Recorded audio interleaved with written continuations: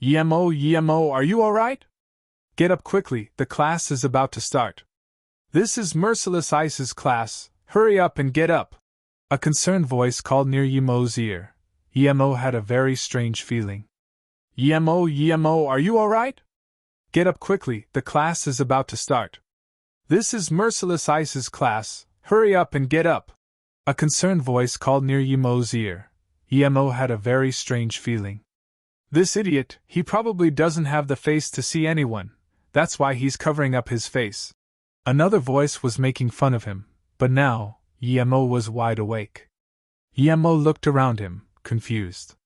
There was no one he knew, and he was surrounded by a sea of unfamiliar faces. Seeing Yemo's lost face, there was another roar of laughter. It was quite obvious that all these laughs were directed at him. Seeing that everyone around him was laughing at him, he didn't dare to question anything for the time being, but instead could only be vigilant in case someone attacked him. Yemo looked at the student sitting beside him.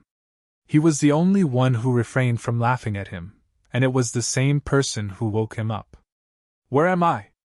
Who are you? Why does this look like a classroom? Yemo asked in astonishment. Ha! There was another roar of laughter. Yemo, I think you're so angry that you have become dumb. Do you think Yin is someone you can write a love letter to? It was okay if you were still in the Yi family, but now you're not. Be careful next time. The next class is English, and the teacher is Yunbing 1. Don't be caught by her. Yemo's desk mate whispered in his ear. The voice was so low that only Yemo could hear it. It was evident that he was anxious too. I really can't remember. My headache was awful just then, and I forgot a lot of things, Yemo helplessly said. His desk mate sighed. Of course, he wouldn't believe that Yemo would forget everything in such a short moment. He thought that it was just that Yemo needed to save his face, and that he still hadn't realized that he was no longer Yemo of the Yi family. Suddenly, Yemo felt a sudden pulse of pain in his head. He remembered that he was making the energy-returning pill with his master Luoing. Then those bastards from the Western Flow group attacked, and there were all sorts of explosions and battles. After that, his master carried him and used an escape paper charm. But how could he appear here? Was this still the Luoyu continent? Moreover, he was sitting here safe and sound, but what happened to his master? His master was only 3 years older than him, and the reason that the Western Flow group attacked them was that his master was too gorgeous. The young master of the Western Flow group wanted to marry his beautiful master, but alas, he was rejected. This had been the cause of their fight. If his master were in the hands of the Western Flow group, then the consequences would be unimaginable. Thinking about this, Yemo could no longer contain the worry in his heart, and suddenly stood up. What is it? Don't you know the bell for the class has rung? A cold-faced young woman walked up to the class podium with a few books between her arms. She scanned the students laughing in the class with a chilling gaze, and immediately after, the laughter dissipated. Everyone knew this English class was run by Yunbing, and what she hated the most was students creating commotions. If she had her eyes on a student, then it was safe to say that nothing good would come out of that. Yemo had already felt that something was not right. Although he could understand these words, the language was obviously not what he had used before. Was this no longer Luoyu continent? Frowning, Yemo wanted to know more. Another wave of a headache came, and he suddenly recalled all sorts of information. Yemo was a member of the 3rd generation of the Yi family. His father, Yi Wentian, had passed away 2 years before, and he had no recollection of his mother. After his father had passed away, he was exiled from the Yi family. This was because he was not Yi Wentian's biological son according to a DNA test conducted in the aftermath of his death. However, he still remembered his little sister Yi Ling and younger brother Yi Zifeng. Alas, they were both not of the same mother as him, but of the same father. 3 years ago, his father seemed to foresee the eventual exile of Yemo, so he asked his own father to request for a marriage with the Ning family. Since Yi Wentian had full knowledge of his poor health, he wanted to find a backup for Yemo. Thus, he found the Ning family of Beijing. Being able to have a marriage with the top 5 families of China, the Ning family was, of course, very glad to oblige. The head of the Ning family betrothed his granddaughter to Emo. 3 years ago, Ning Qingxue, who was only 21 at the time, was already the prettiest lady in the entire capital. Meanwhile, Emo became the disaster of the Yi family, and the reason was simple. In one hospital checkup, Emo was discovered to be naturally impotent. In other words, he couldn't reproduce. Although the Yi family tried very hard to conceal this matter, it seemed that all the people in the capital knew it in only one night. One of the 5 greatest families of China, the Yi family had a naturally impotent member, which made the Yi family losing a considerable amount of honor. Arg! After his memory recovered to this point, Emo suddenly shouted in agony and stood up. He almost took his pants down to have a look immediately. He understood that he could have possibly reincarnated on someone also called Emo, but the worst was that he actually couldn't have S**x. He'd rather die than be like this. What is your name, and how dare you yell in my class? Come to my office after the class. The pretty teacher was interrupted by Emo's scream, causing her to become livid. All the other students in the class sniggered and smothered their laughs. Making a university student routinely visit her office was something only this English teacher could do. Furthermore, one had to go because their marks were at stake. Emo dejectedly sat down. Although he wasn't too sure about the warring amongst prominent families, he knew that he was probably kicked out of the Yi family because he was naturally impotent, rather than his lack of a biological link with his father. Plus, who knew what actually happened to the data from the DNA analysis? Emo wasn't concerned about being exiled from the Yi family. He didn't care about that at all.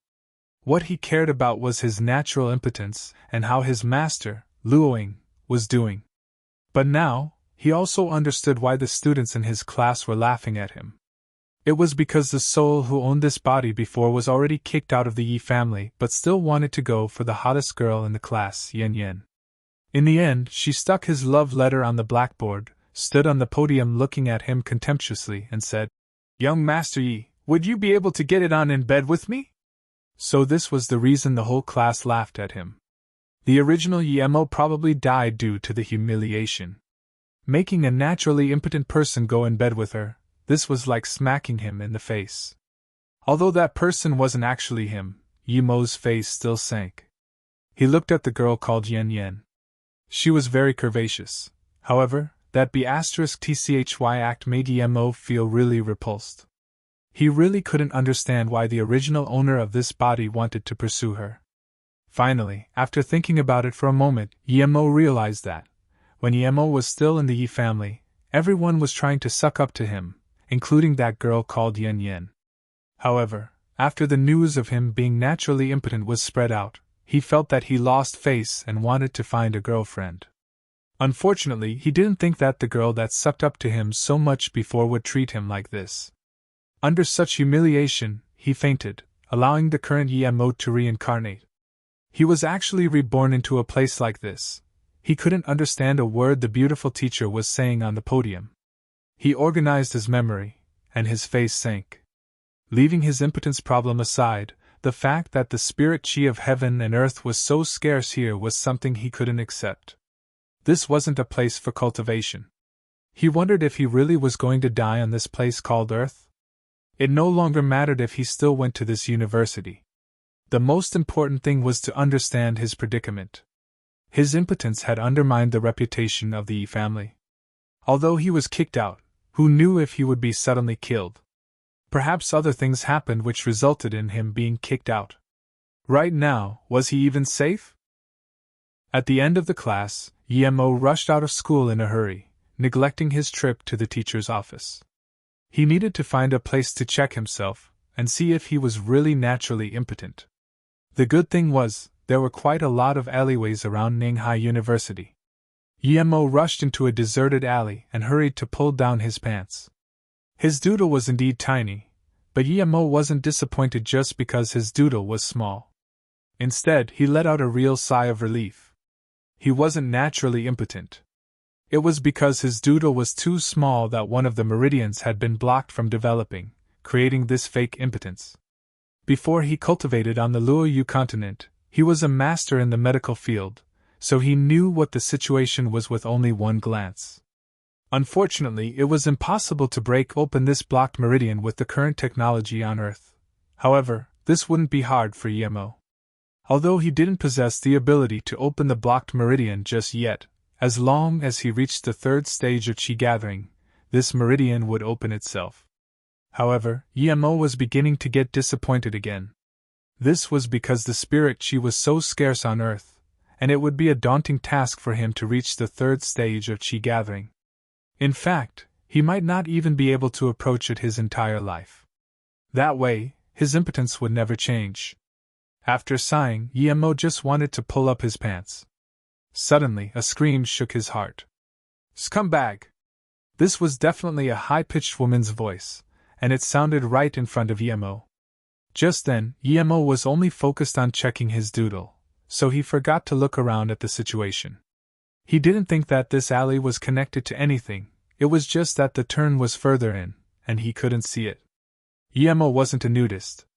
More than that, he also didn't have any assets to exhibit. He hurriedly pulled up his pants, and was about to run away. "Emo, is that you?" After this woman had yelled, she used another very surprised tone and asked. She obviously knew Emo 1, Yunbing means ice cloud. Chapter 1 Part 1. Chapter 1 Part 1 Is my doodle alright? Emo, are you alright? Get up quickly. The class is about to start. This is Merciless Ice's class, hurry up and get up. A worried voice sounded by Emo's ear. Emo had a very strange feeling. This idiot, he probably doesn't have the face to see anyone, that's why he's covering up his face. Another voice sounded by his ear, but now, Emo was awake. Emo looked around him confused. There was no one he knew. They were all unknown faces. Seeing Emo's lost face, there was another roaring of laughter. It was quite obvious that all these laughs were directed to him. Seeing that everyone around him was laughing at him, he didn't dare to ask for the time being and could only be vigilant himself in case someone attacked him. He looked at the student sitting beside him. It seemed that only he didn't laugh at him, and it was Hai who woke him up. "Where am I? Who are you? Why does this look like a classroom?" Emo asked subconsciously in astonishment. Haha. There was another roaring of laughter. Emo, I think you're so angry that you have become dumb. Do you think Yin Yen is someone you can write a love letter to? It was okay if you were still in the Yi family, but now you're not. Be careful next time. The next class is English class and the teacher is Yun Bing. Don't be caught by her. Emo's deskmate whispered in his ear. The voice was so low that only Emo could hear. It could be seen that he was very worried too. TL note, Yunbing means cloud ice. I really can't remember. My headache was really bad just then, and I forgot about a lot of things. Emo said helplessly. His deskmate sighed. Of course he wouldn't believe that Emo would forget everything in such short moment. It was just that Emo needed to save his face. Emo still hadn't realized the reality yet. He was no longer Emo of the Yi family. Emo's head had a sudden pulse of pain.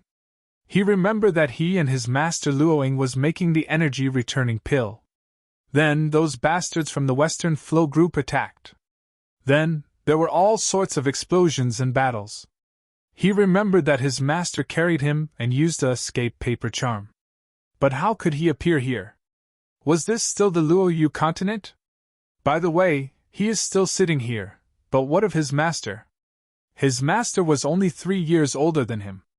Moreover, the reason that the Western Flow group attacked them was because his master was too beautiful. The young master of the Western Flow group wanted to marry his beautiful master, but his master rejected him. Then, all that happened. If his master was in the hands of the Western Flow group, then the consequences would be unimaginable. Thinking about this, Emo could no longer hold the worry in his heart, and suddenly stood up. What is it? Don't you know the bell for class has rung? A cold-faced young married woman walked up to the class podium with a few books between her arms. She scanned the students laughing in the class coldly, and immediately, the laughs quietened down. Everyone knew this English class was run by Yunbing, and what she hated the most was students creating uproars. If she had her eyes on you, then definitely no good would come out of that. Yemo had already felt that something was not right. Although he could understand these words, the language was obviously not what he had used before. Was this no longer Luo Yu continent? Frowning his eyebrows, Yemo wanted to know more. Another pulse of headache came and all sorts of information were remembered by him. Yemo, a member of the third generation of the Yi family. His father Yi Wentian had passed away 2 years ago. He never had any impression of his mother. After his father passed away, he was completely kicked out of the Yi family. The reason was because he wasn't Yi Wentian's biological son. More specifically, after Yemo's father died, Yemo's blood was DNA tested and was said to not be of the Yi family. This caused him to be kicked out of the Yi family. However, he still has a little sister Yi Ling and a little brother Yi Zifeng. However, they were both not of the same mother as him but of the same father. 3 years ago, his father seemed to knew that he owed that Yemo and asked his own father to request for a marriage with the Ning family. Yi Wentian quite possibly knew that his body was bad and so he wanted to find a backup for Yemo. Thus, he found the Ning family of Beijing. Being able to have a marriage with the top 5 families of China, the Ning family was of course very glad to do so. The head of the Ning family betrothed his granddaughter to Yemo.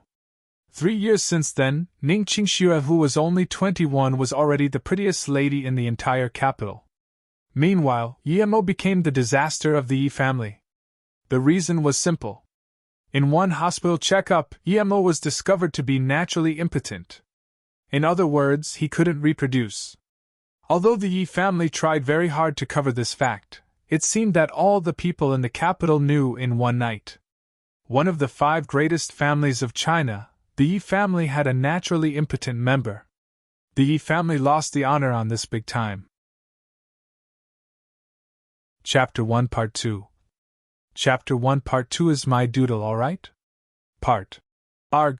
After his memory recovered to this point, Yemo suddenly screamed and stood up. He almost took his pants down to have a look immediately. He understood that he could have possibly reincarnated on someone also called Yemo. But he actually couldn't have sex. He'd rather die than be like this. You, what is your name? What are you yelling for in class? After class, come to my office. The pretty teacher who was just having class was interrupted by Yemo's scream and her face wasn't looking good. All the other students in the class laughed on the inside. Always making a university student going to the office. This was something probably only this English teacher could do. And you must go, your marks were in hands. Yemo sat down dejectedly. Although he wasn't too sure about the fighting inside big families, he knew he was probably kicked out of the Yi family because he was naturally impotent. It might not have been because he wasn't someone of the Yi family. Plus, who knew what happened to the data from the DNA analysis? Yemo wasn't concerned about him getting kicked out of the Yi family. He didn't care about that at all. What he cared about was his natural impotence and how his master Luoying was doing. But now, he also understood why the students in his class were laughing at him. It was because the soul who owned this body before was already kicked out of the Yi family but still wanted to go for the hottest girl in the class, Yen Yen.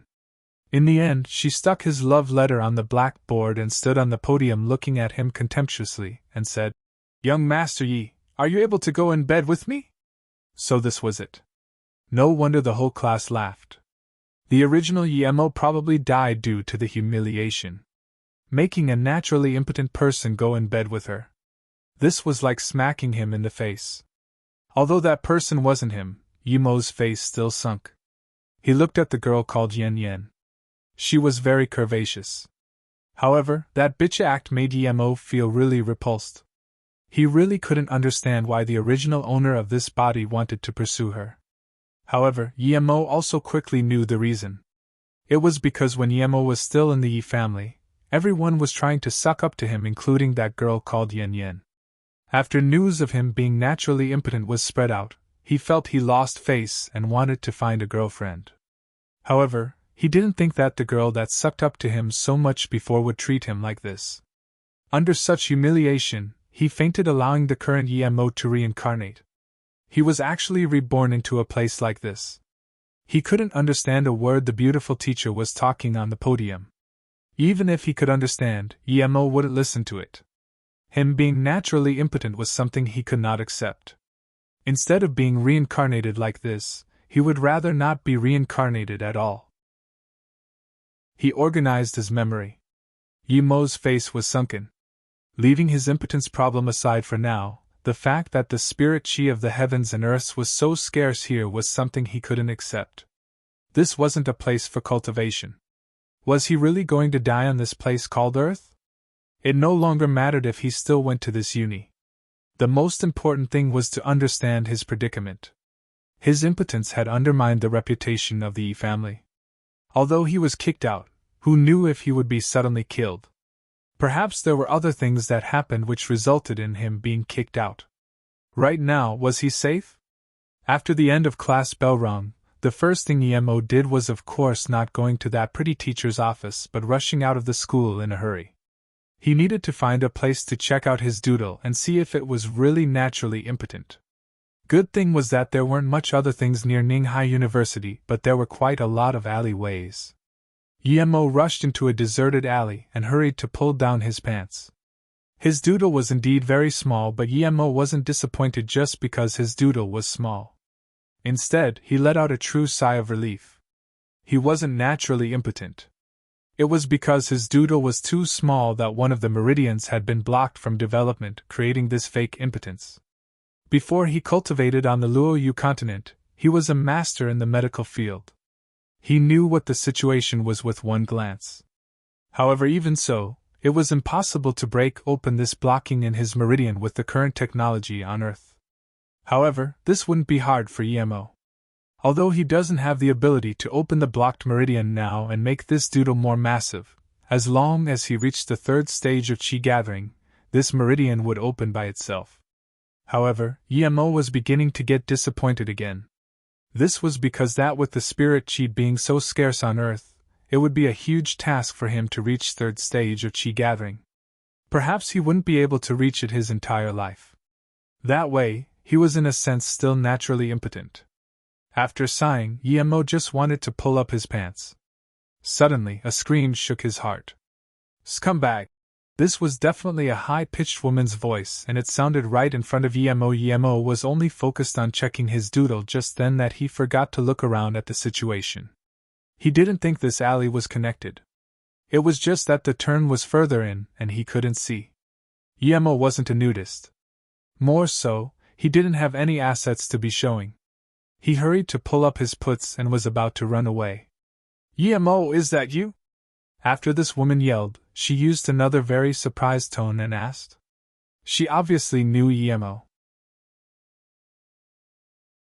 Ning family wants to break marriage engagement. Ning family wants to break marriage engagement. Emo looked at this woman in front of him astonishingly. Her hair was short.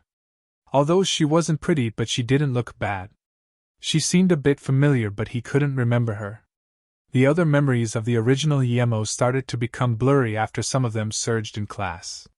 He only had the memories of his past life before his reincarnation. Emo, I lent that much money to you and you actually pretend to not know me. You are really annoying, this round-faced woman said. Emo suddenly remembered. This woman was called Wang Ying, someone of the Wang family in the capital. She was very outgoing and manly, talking without much consideration, but she didn't have a bad heart. She also studied at Ninghai, and was also going to Ninghai University. Emo wasn't welcomed in the capital originally and didn't know much people, much less after he was kicked out of the Yi family.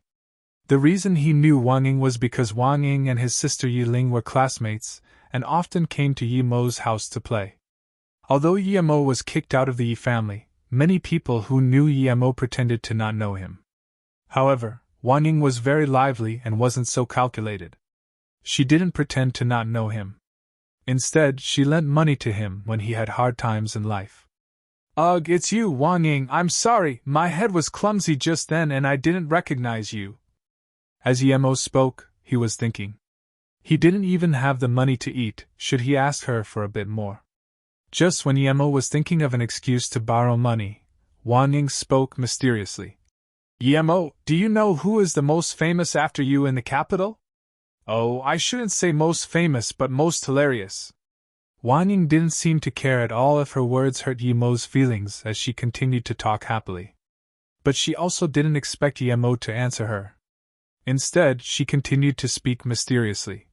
A few months ago, the Ning family went to your Yi family to break the engagement. You know what your big uncle said? Yemo spoke plainly. I am Yemo, I don't have an uncle. Oh right, I'm sorry, I forgot you're no longer of the Yi family. You're big. Oh, I mean Mr. Yi said that Yemo is no longer a part of the Yi family. As for the marriage, I have no clue. I heard that he goes to school at Ninghai University. You can go negotiate with him at Ninghai. The Ning family was furious but could do nothing about it. Yo, Yemo, did people from the Ning family come looking for you? I heard that the Song family sent people to the Ning family, and want to engage Ning Qingxue to Song Shaoan. Hee, you won't be able to imagine what your fiancé said. Speaking to here, Wang Ying looked at Yemo very satisfactorily. She wanted to know Yemo's attitude. Yemo shook his head. To be honest, he had no impression of Ning Qingxue.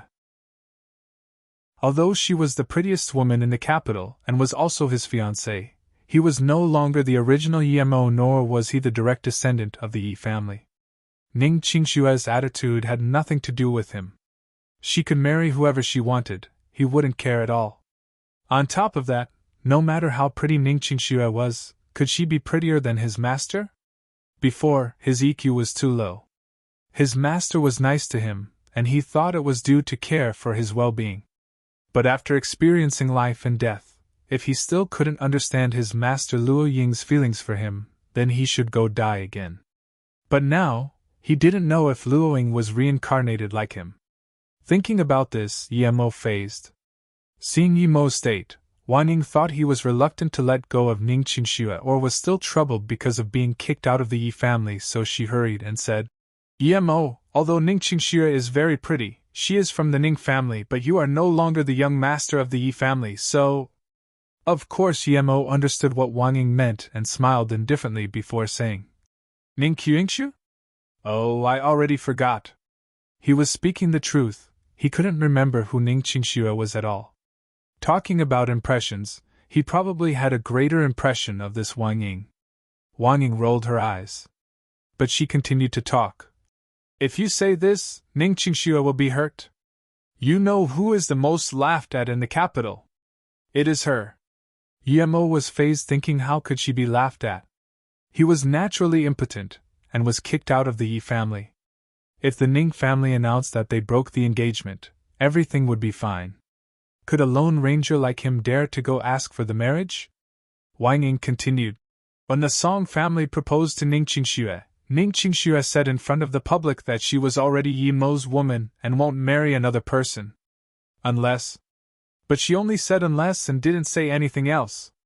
I don't know what her unless means, but after her words got out, it was said that her father was so furious that he locked her up. I don't know if this is true or false. It is because she said this that people in the entire capital is laughing at her. Although everyone knows that she is using you as an excuse to reject the proposal, you know what people are talking about you. They are all saying that she hadn't tasted a man yet and don't know what natural impotence is, when she knows. Oh wait, I'm sorry, my words aren't directed to you. It's what everyone else is saying. After she reached here, Wang Ying finally realized that the naturally impotent person she was talking about was right in front of her. Just then, it was very possible that Yemo took off his pants to check his thing. Yemo thought that this Wang Ying really was immature, talking like tipping a bag of beans with no consideration of the impact of her words. But now, he really didn't feel anything. It was because he wasn't naturally impotent at all. As long as he reached to the stage 3 Qi gathering, this blocked meridian would open up itself. Although it was very hard to reach stage 3, it was still a hope for him. However, of course he wouldn't take Ning Qingxue's words seriously. Although Yemo hadn't seen her, with the title of the prettiest woman in the capital, she probably couldn't be bad looking. She probably didn't like the song Shaoan and thus used him as a shield. However, what Emo couldn't understand was, if she used him as a shield, that was understandable, but why say it in a public environment? Wouldn't it be fine just to say it to the Song family? But then, Emo immediately understood. Ning Qingxue didn't want to be engaged with anyone now and therefore said that publicly. It wasn't because she wouldn't marry anyone else besides Emo. Her words unless meant that unless she wanted to marry someone. The woman was smart.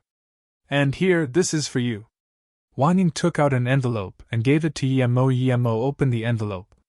There was a stack of money inside. He looked at Wang Ying in surprise, thinking that I didn't even ask for it, and you lent me this much. This is from your brother, that Yi Zifeng. He said someone else asked him to give this to you, but he didn't say who. I think it is probably himself. Wang Ying's words remind Emo of his apparent little brother and little sister.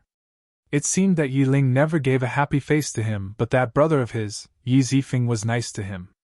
He needed this money right now and didn't need to give it back. He would pay him back in the future. The psychotic who sells charms. The psychotic who sells charms. After thanking Wang Ying, Emo returned to the school. He had nowhere to go now except for the school. He was unfamiliar with this place, but at the school, there were at least some things he could learn. On top of that, the spirit chi here was very scarce, but it seemed to be better inside the school. After the last class, he didn't go to his English teacher. For him, there was no difference whether he got full marks or 0 marks. He didn't need to listen to a woman ramble on.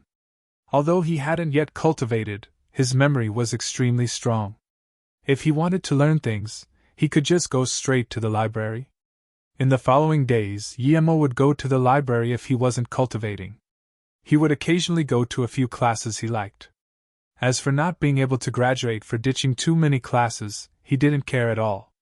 The dormitory had originally 4 people, however. One of them was at the internet cafe all day long while another was renting outside with another girl living the couple life. The third person was living in the city center. Emo often cultivated in the small forest walks inside the university. Each time he cultivated, it would often be a whole night, so this dorm was often completely empty. The person who lived in the dorm the most would be Emo. Every 3 days he would come back for a good sleep, the rest of the time would be spent on cultivation. Although he knew that there would be no result in cultivating in a place like this, perhaps he would be able to reach foundation establishment even by the time he died. His long-term habits had resulted in him without anything better to do other than cultivating. He had a strong memory. He would remember things he liked with one look, and that saved him large amounts of time. Emo, who kept a low profile in his past life, became lower after coming to this strange environment. However, after the lover letter event last time, he still received a nickname, called Lover, outside of the bedroom. However, Emo wouldn't care about it at all. Things were still how they were to be. At the beginning, any people felt that he had a thick face for entering the dining hall and library very apathetically. But after some time, no one would notice it anymore. It was as though he was an insignificant drop of water in the ocean, just insignificant. After 2 months, Emo barely reached the stage 1 of chi gathering. This owed to him cultivating day and night as well as spending the $20,000 Wang Ying brought him all on Chinese herbs and making it into soup. However, he also knew that without external things to help him, stage 1 of chi gathering would probably be the final state he would reach in his entire lifetime. Although his cultivation progress wasn't much, he had acquired quite a lot from the library. Not only did he use 2 months to learn everything from primary school to high school, but he also scanned through all sorts of books about medicine as well as other metaphysical things. Although he felt that these metaphysical things were very shallow in this wood, he did not completely waste his time. After all, he was only stage 1 chi gathering now. During summer holidays, the school library was going under reconstruction, and Emo had nowhere to go. But now, he was in a financial crisis again. There wasn't much money left on him. He only had about 2,000 or so. If he didn't go find a job in the summer holidays and earn money, then eating would become a probably much less herbs for cultivation. If it was just finding a normal job, Perhaps it would be fine for other people but not Emo. He needed to cultivate, and that had become a habit. Only cultivation would give him some sense of direction in life. Without money, this would be impossible. On top of that, his salary from a normal job would be a joke for cultivation. He knew how to concoct pills. However, he was only stage 1 chi gathering and couldn't concoct pills. Even if he really could, were there spiritual herbs? Were there pill cauldrons? He gave up on the thought of concocting pills. Good thing was he also knew how to make charms. He was only stage 1 chi gathering and couldn't make high-level charms, but he could make some low-level spirit cleansing charms, ghost repelling charms, protection charms, or even the simple fireball charms and so forth. TL note: these charms usually refer to the paper ones. The paper bombs in Naruto is a good indication of what they look like. Most of them are consumables, so they can only be used once. He bought some charm paper, weasel's hair, cinnabar, special type of red paint, and so on. Although good charms were all made with spiritual beasts' blood and skin, there was no way there were spiritual beasts on Earth. He could make it with cinnabar and chicken blood after some other procedures. Although he couldn't make high-level charms, it was enough for these sub-level 1 charms. Luckily, with the top-grade Huang Biao here and a few herbs, he could make it into charms. After all this, Yumo's remaining 2,000 was almost gone. TL note: Huang Biao, yellow paper used to inscribe runes, cinnabar, rooster blood, and a few of the cheap herbs were made into charm-making materials with a light aroma. A few $1,000s were indeed little. He could only made 30 or so charms with these things combined, and this didn't include the materials he wasted due to failure.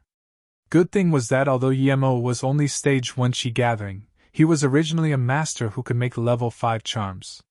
But now, the charms he made didn't even have a level. With material enough for 30 or so charms, he only made 8 charms. Spirit cleansing charm, ghost repelling charm, protection charm, fireball charm. He made 2 of each. Although he only made 8 charms, one of the mind-clearing charms due to his sudden burst in luck was almost made into something close to a level 1 charm. This was a surprise amongst the surprise. The 8 charms took him half a month. On average, he could even make 1 charm a day. What he had to do now was sell the charms. Although he knew that selling charms were thought to be metaphysical propaganda here, the government didn't force a prohibition on it. Ninghai had a large market. See Treasures and Ancient Relics Trading Market. It was also called by some as See Treasure Garden. There were not only all sorts of ancient items and fascinating items sold here, there were also people like Emo selling charms. Emo also saw the charms people sold here. They were all made with normal Huang Biao without any spiritual chi. It wouldn't have any effect at all. However, they were all sold very cheaply. 10 to tens of dollars a sheet. There were rarely any over 100. Of course, Emo couldn't sell his charms so cheaply. If he really sold it for that cheap, he might as well go find a job. In order to prevent him being recognized and thus disturbing his peaceful life or maybe even being captured and used as a lab rat, Emo wore a big pair of shades as well as a hat with a very low rim. He came to see Treasure Garden and found a corner to set up his stall like those fortune-telling people. He placed a few charms on a piece of black clothes and opened his business just like this. Although there were many city guards in Ninghai, there weren't any in Sea Treasure Garden, so no one came to Emo to bother Emo, saving him a lot of trouble. If other people relied on the quantity of their charms for money, Emo knew he could only see his to those who had astute eyes. If it wasn't someone who could tell how good his charms were, they would not buy his charms. There's ghost repelling charm. What's this, yo, boss? How much is your ghost repelling charm? A man and woman walked in front of Emo with the guy asking. Emo didn't think that there would be someone to ask for the price as soon as he set up his stall. He immediately stood up with surprised joy. All the charms are 10,000 apiece. You psychotic. Before Emo finished speaking, he received those 2 words as well as the backs of the 2 people walking off into the distance. First customer. First customer Yemo didn't even get the chance to say that the close to level 1 mind-clearing charm was $20,000 before being called a psychotic. However, he wasn't disappointed. After all, his charms could only be sold to those who could recognize its worth. Because only those who had good eyes could see that his charms carried a sliver of spiritual chi. But what made Yemo disappointed was that he had set up his stall for 5 days in a row, and there were quite a lot of people who asked, but he hadn't been able to sell one. More so, his charm stall had already become famous in the Sea Treasure Garden because his charms sold for $10,000 a sheet. Many people didn't come to buy the charms but instead to see what the $10,000 charm looked like. Yemo's stall also became a big joke in the Sea Treasure Garden. Other people's charms were all A4 sized, but his charm was only the size of a palm. Some were only half the size of a palm. There had never been a stall that sold charms for over $10,000, and it was non-negotiable. This way, it was hard for him not to become famous. On the 9th day, Yemo was beginning to give up. He was already certain that there was no one here that could recognize the worth of his products. Only he knew that these charms were worth more than $10,000. Even $100,000 wouldn't be expensive for it. However, it was pointless as the good race horse could not be recognized. Yemo decided today was the last day. If there still wasn't anyone who would buy his charms, he would go to a labor market and find a job first. Otherwise, he would even be able to eat. Interest was only for a few days. Although Yemo's $10,000 charm was looked at by people for many days, these few days was past the interest period. Although it was very far, his hearing wasn't normal and could still hear everything clearly. Jingwen, this place is full of people who sell fake medicine. It's where people who believe the mystical comes. You have already bought enough magical relics. I think you should stop. I already contacted a brain hospital in France. It is said to be very famous. Why don't we transfer your mom to that hospital for treatment? The one speaking was a tall man. He was indeed very handsome. The woman was also quite tall. She had a cold face yet upper-class temperament. Her skin was white and was very beautiful indeed. Yen in his class wasn't bad, but compared to this woman, she was a complete shit. Yemo really couldn't understand why the previous soul had such low standards, being interested in women like Yen. However, this beautiful woman looked very cold. There seemed to be trouble between her eyebrows. Hearing the words of this handsome man, this woman called Jingwen was frowning her eyes more. It was not that she didn't want her mother to go to the hospital. The 3 years she took her mother across 6 medically developed countries, been to tens of hospitals. However, there was no progress on her mother's condition at all. Wanpeng, I didn't ask for you to come with me. You came yourself. Have my mom not been to enough hospitals lately? You also recommended 5 or 6 as well, but my mom is still unconscious now. If you don't have the patience, you can leave if you want. This woman's tone was very cold. Obviously, she didn't really have a good impression to the handsome man besides her. The other woman looked very soldierly, but she only followed the Jingwen woman closely. She didn't speak at all. By the looks of it, she seemed to be a bodyguard. Yemo found it funny. Anyone received useless advice from another person 5 or 6 times wouldn't really have a good impression of that person. This Wanpeng was really a unique one. He actually managed to give shit ideas this many times. This woman said her mother was unconscious for 3 years. By the looks of it, her mother was probably a vegetable. If her mother was a vegetable and it had only been 3 years, then his almost level 1 mind-clearing charm should be able to wake her up. Thinking about this, he immediately started to promote. Charms for sale, possessed, vegetables, impaired bodies. 1 of my charms will be effective, 2 of them brings complete recovery. Yemo said this on purpose, of course. His purpose was to see if he could do business with this pretty lady. This woman could afford to run around in multiple different countries. This definitely meant that she was wealthy. She shouldn't mind 10 or 20 grand. The troubled Su Jingwen heard that there was a charm that could cure vegetables and immediately felt as if she had heard heavenly music. She didn't even think before coming to Yemo's stall. May I ask, can you charms cure vegetable people? Su Jingwen's voice was shaky, It was like a drowning person who grabbed a log. She was very tense. Yemo smiled calmly and thought, if his level 1 charm couldn't even cure a mortal who's unconscious, then he might as well bang his head against tofu and suicide. But this business came because of his spooking. Of course he wanted to complete this business, otherwise he would have spooked for no reason. When this pretty woman asked, he hurried and said, "Of course, my charms can cure someone with one breath, much less a vegetable. That is passed down from my ancestor." Yemo was going to continue to make bullshit, but this pretty lady interrupted him and asked desperately, "My mother is a vegetable and now I want to wake her up. What charm do I need?"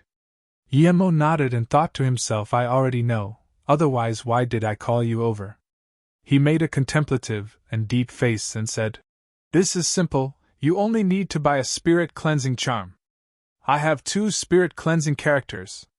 The high quality one is 20,000, the normal one is 10,000. Non-negotiable." "What, you cheater, how dare you swindle people on the streets, I'm calling the police immediately." Hearing that 2 charms made out of Huang Biao was selling for $30,000, this handsome guy called Wang Ping immediately raged, pointing at Yemo's nose and swore. Yemo kicked Wang Ping's hand to the side but secretly used subtle strength, making Wang Ping unable to use his arm in the future. It couldn't be seen now, but later on, when Wang Ping's hand tenses, his wrist would dislocate. Yemo's movements were completed in one swift flow. Other people couldn't tell, but the soldierly-looking woman who followed Su Jinwen saw this as a glimmer of shock flashed across her eyes. But immediately it returned to be calm. Kicking Wang Peng's hand to the side, Yemo spoke coldly. "I didn't make you buy it, what a joke, piss off, I'm doing business, don't interfere with me. How dare you?" Wang Peng's was so furious, but before he finished, he was stopped by the cold-looking woman. "Wang Peng, please move aside, I don't need you to follow behind us." Su Jinwen said coldly to Wang Peng and then turned to Yemo saying apologetically, "Sorry, master, this person is only walking with us and can't delegate my intentions." Jinwen, this person obviously covered his face, and this palm-sized yellow paper sells for 10,000. It is so obvious he's a liar. Tens of thousands of dollars is a small matter, but what if something happens to your mother? Wang Ping still wanted to persuade her, but Su Jingwen's complexion turned cold. It was obvious that she was getting impatient. Renting house. Renting house, renting house. You two can leave, I won't sell my things to you. This guy here is annoying me. Yemo pointed at Wang Ping and said to Su Jinwen. Su Jinwen was so troubled by her mum's condition that she seemed very fatigued all the time. She had already lost hope for the hospital. She heard from someone that her mum could be haunted by an evil spirit, and as long as she bought a spirit-repelling artifact, it could cast away the spirit and make her mum wake up. She bought quite a lot of artifacts, but her mum still didn't have the slightest sign of waking up. Now someone said that his charm could make her mum wake up. How could she let that pass? Even if this person was tricking her, it was only tens of thousands of dollars. That really wasn't much for her Su family. If there was a sliver of hope, she wouldn't give up. Although in the depth of her heart she also knew that this person's words were probably 99% fake, she still wanted to try nonetheless. Hearing Emo say that, how could she not be worried? She hurried and said to Emo, "I'm sorry, master, I have no relations with this person." After she finished, Su Jingwen stared coldly at Wang Ping and said, "Mr. Wang, you're free to leave. Please stop following me or I will be calling the police." Hearing Su Jingwen's words, Wang Ping stared bleakly at Emo. In his heart, he already considered Emo to be a paralyzed person. When he went back, he would call people to break this guy's arms and legs. But since Su Jingwen already said that, he no longer had the face to stay and could only turn away to leave. Emo saw Wang Peng's eyes and knew what that person wanted to do. However, he was only going to do this business during these few days. As soon as he was finished, he would leave. He didn't have the time for other things. More so, he wasn't afraid of this Wang Ping at all. "I want all of your spirit cleansing charms here, how much is it?" Seeing Wang Peng had left, Sujin Wen asked desperately. Yimo took the 2 spirit cleansing charms and said, I worked my heart out for this. Of course there won't be much. There is only 2. You only need this good one. As for the other one, you can store it with a jade both. Usually it would still be working in 10 years. It will be 30,000 for the 2 of these. As he spoke, Yimo took the 2 spirit cleansing charms and gave it to Su Jingwen and showed her the one that was close to level 1. Su Jingwen took the 2 charms but gave a 50,000 check to Yimo. Yimo wasn't someone who liked to take advantage of others, so her took another protection charm and fireball charm and gave it to Su Jingwen. He said, Since you gave me 20,000, I'll give these 2 to you as well. This is a protection charm. When you go back, put it in a small pouch and wear it on your body. As for the fireball, it's for self-defense. If you encounter someone who tries to harm you, just throw it over and say, Lin. TL note, the Lin here literally means arrive. Seeing that Yimo didn't want to take advantage of her, Su Jingwen immediately had greater hopes for these 2 charms. Yimo didn't look like a cheater no matter what. After hearing Yimo's words, she hurried and asked, Master, how do I use this spirit cleansing charm? Yimo took the check and said, Same, just throw the charm at the patient and say, Lin. What is your last name? Is it possible for you to come see my mother together? I will pay double for you. Taking the spirit cleansing charm, Jiangli felt that her hasty mind seemed to be gradually calmed. On top of that, this paper-looking charm weighed quite something. This gave her more confidence for Yimo, and that's why she thought about inviting Yimo. Of course Yimo wouldn't go with Su Jingwen and waved his hand. I don't need to go, this charm can definitely save the person. Seeing that Yimo didn't want to go with them, Su Jingwen and the woman called Xiao Yu could only take the 2 charms and rush back to try. When the 2 ladies left, Yimo turned to pack up his stall in order to cash out the money at a bank. He desperately needed money right now.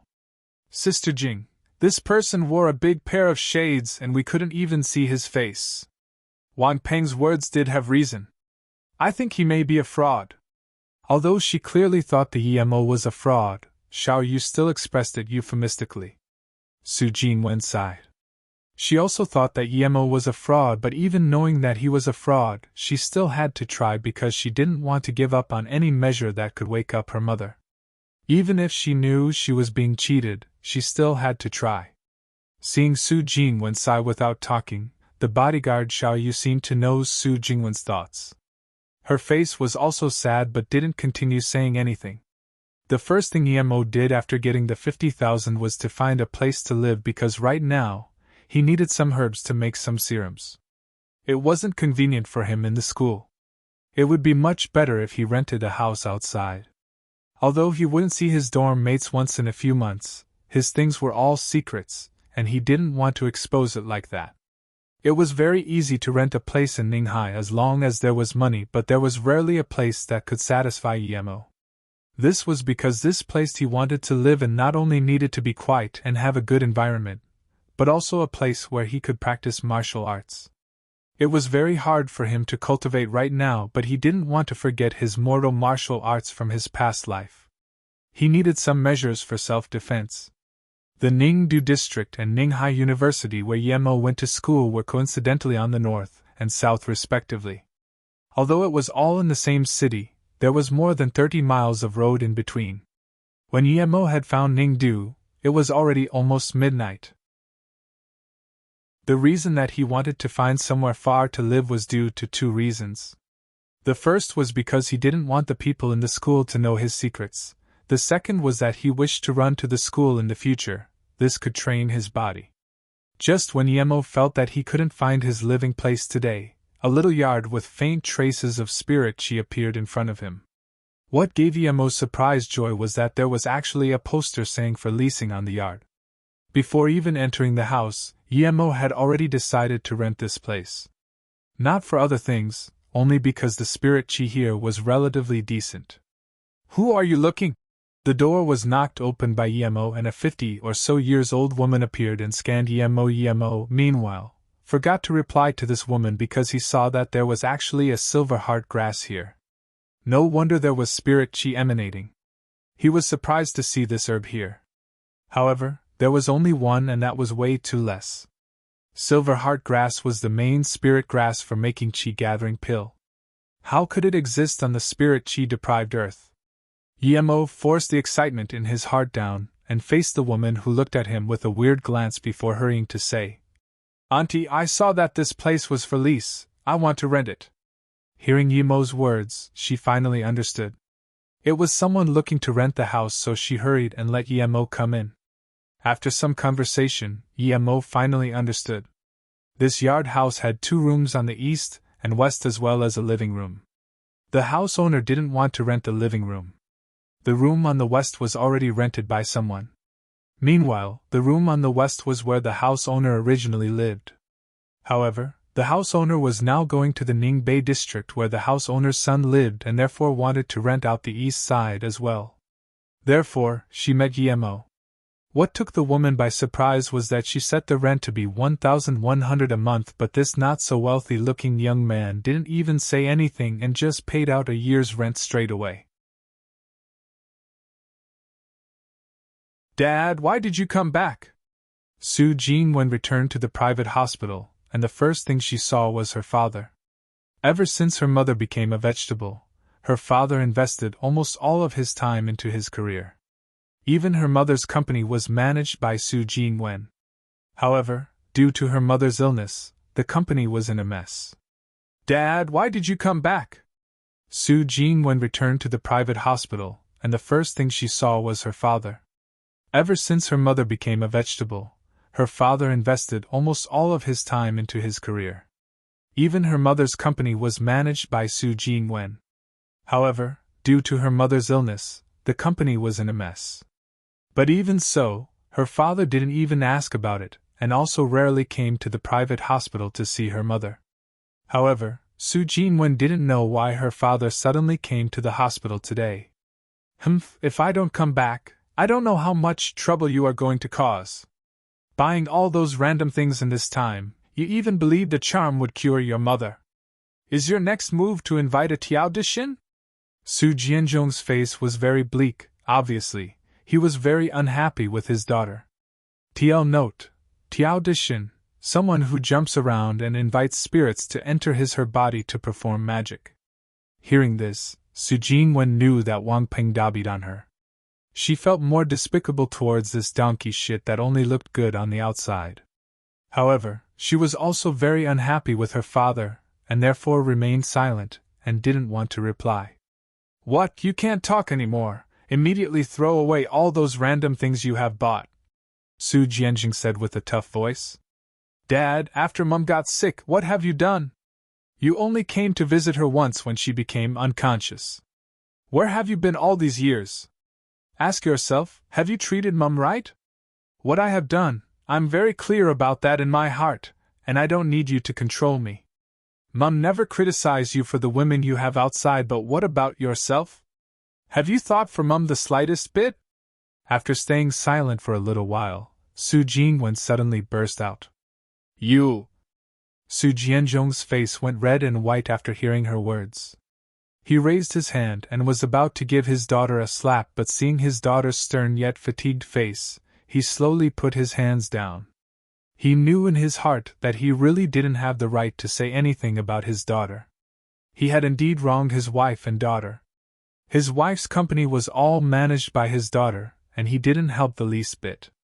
"Okay, I know I can't control you. I hope this is the last time you are superstitious. Don't do this again. You have received high-order education, can't you understand this? Don't start conflict with Wang Peng over a superstitious fraud on the streets. Sometimes, the faithful words grate upon the ear," Su Jianzhong said helplessly. Su Jingwen sneered in her heart. Of course she knew why her father wanted her to get close with Wang Peng. If her father wanted to progress in his career, then he needed the help of Wang Peng's father. Although her father was already a mayor, her father was not on the list for heavy investment in the Su family. Without the help of the Su family, Su Jianzhong would perhaps stay in that position for the rest of his life if he didn't find his own connections. In fact, Su Jianzhong did think like this. the Wang family's power was no less than the Su family. On top of that, the Su family wasn't one of those super families in the capital. Those who received heavy investment would only be those few with great potential.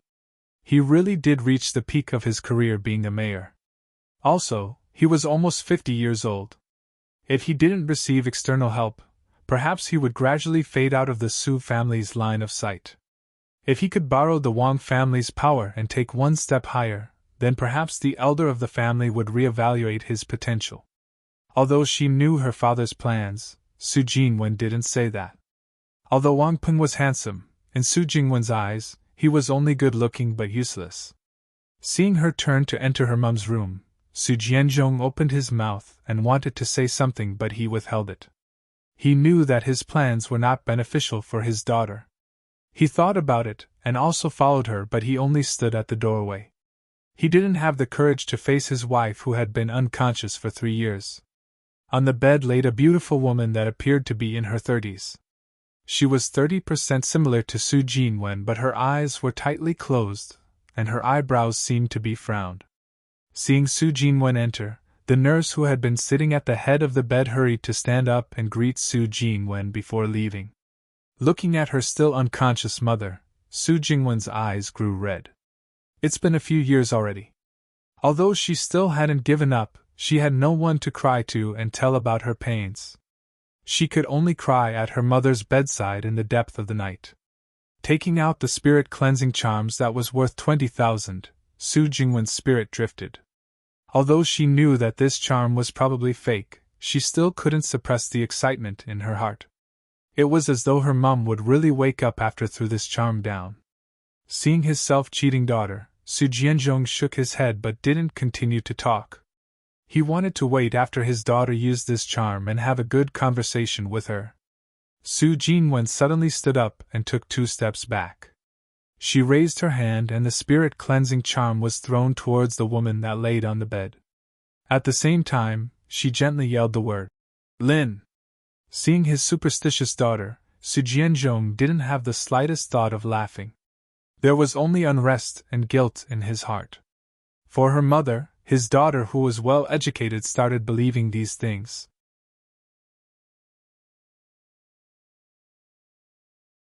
Chapter 7 Super Shy Nan. Chapter 7 Super Shy Nan. Mom, I'm Jingwen, can you hear me? Mom! Su Jingwen agitatedly grabbed the woman's hand and calling to her non-stop. The woman's hands moved and then her eyebrows twitched. Slowly, she actually opened her eyes. Confused, she looked at her daughter who was full of joy and tears and wanted to say something.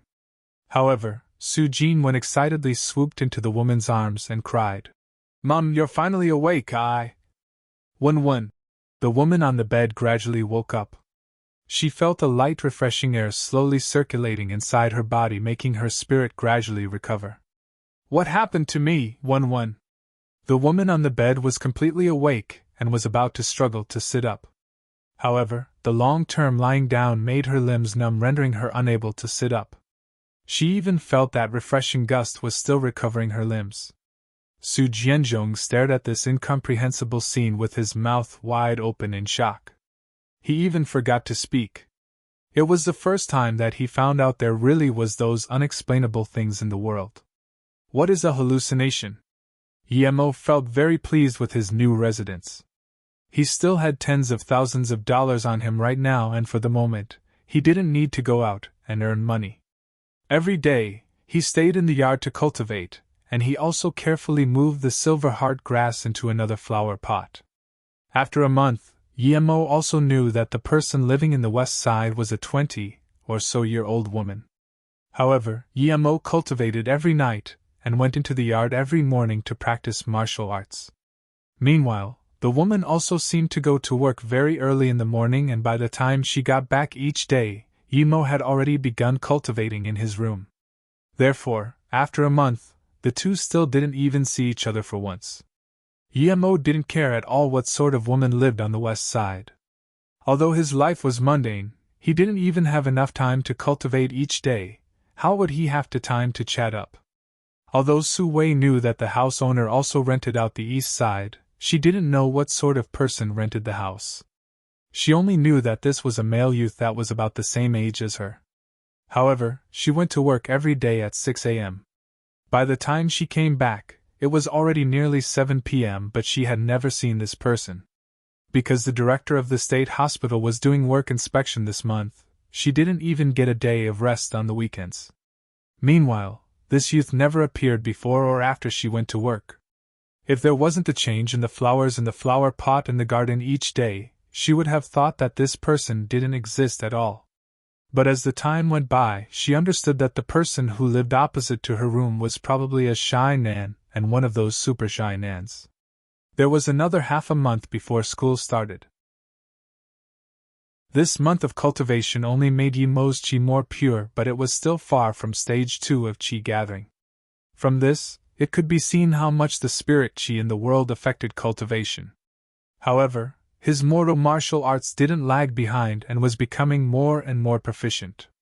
Yimo also knew that if he wanted to reach stage 2 in this place, it was impossible without the help of external things. However, those Chinese herbs in those shops were unable to help him break through.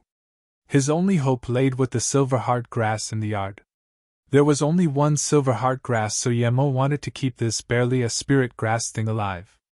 Ideally, it would bear seeds and he could cultivate another batch. However, the growth period of silver heart grass was 2 years. Perhaps this silver heart grass grew by itself and had only been around for a year. Even with Yemo's careful cultivation, it would be at least another 3 years before this one matured and he could really harvest. However, hope was better than nothing at all. Yemo walked out of the house and saw that there was a 20-year-old or so woman washing clothes in the yard. With one glance, he knew it was the lady living next door. Before, she always washed clothes at night. How come she didn't go to work today and wash clothes in the morning? When Sue saw Yemo walk into the yard, there was a hint of smile on the corner of her mouth. This damn Jinan. She'd been living under the same roof with him for a month but didn't get to see him in person at all. It was only because she was taking night shifts for colleagues who were getting married these few days that she got to see him. This guy was really shy, but he wasn't bad looking. How come he wouldn't come out? She wondered what job he did. Hello, my name is Sue. I live next to you. I work at Lecom Hospital. Sue was very open and greeted Yemo. Yemo also smiled and nodded. I'm Yemo, a jobless nomad. It was also Yemo's first time seeing Sue. She was a very gentle-looking lady. The smile on her face was really genuine. Her hair was curled up on top of her head, and therefore didn't seem very long. However, her skin was very white. Although she wasn't as pretty as the lady who bought the charm from him, she wasn't too far off. You don't go to work? Hearing Yemo say he was a jobless nomad, Sue began to get tense in her heart. A youth in his golden years, not working yet renting a house staying there all day long. What did this mean? There was no Wi-Fi here, so he couldn't be playing games at home. Moreover, the way he looked at her didn't seem like normal Jai Nans who were fearful with catching glances. Instead, he scanned her closely. Could this person be a fugitive? At that moment, Sue's heart started to beat intensely. Meanwhile, Yemo didn't bother what Sue would think.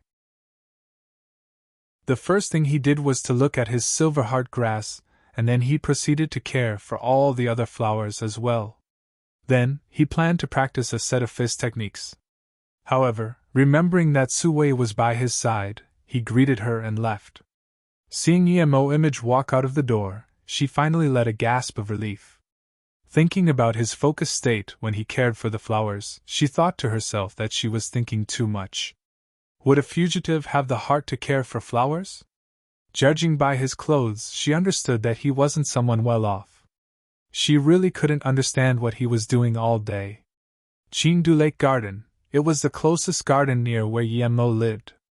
Not only was the area big, but there was also a clear lake.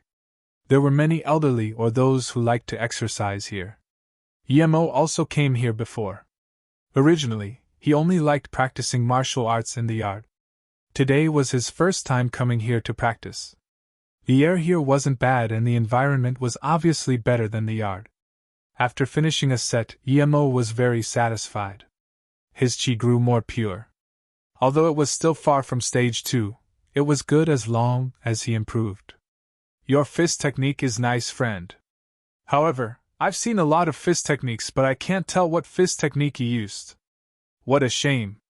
Just when Yemo was finished up, a 30-year-old middle-aged man came over and complimented him. Chapter 8 Housemates. Chapter 8 Housemates. This middle-aged person was also practicing his fists nearby, and Yemo also saw him.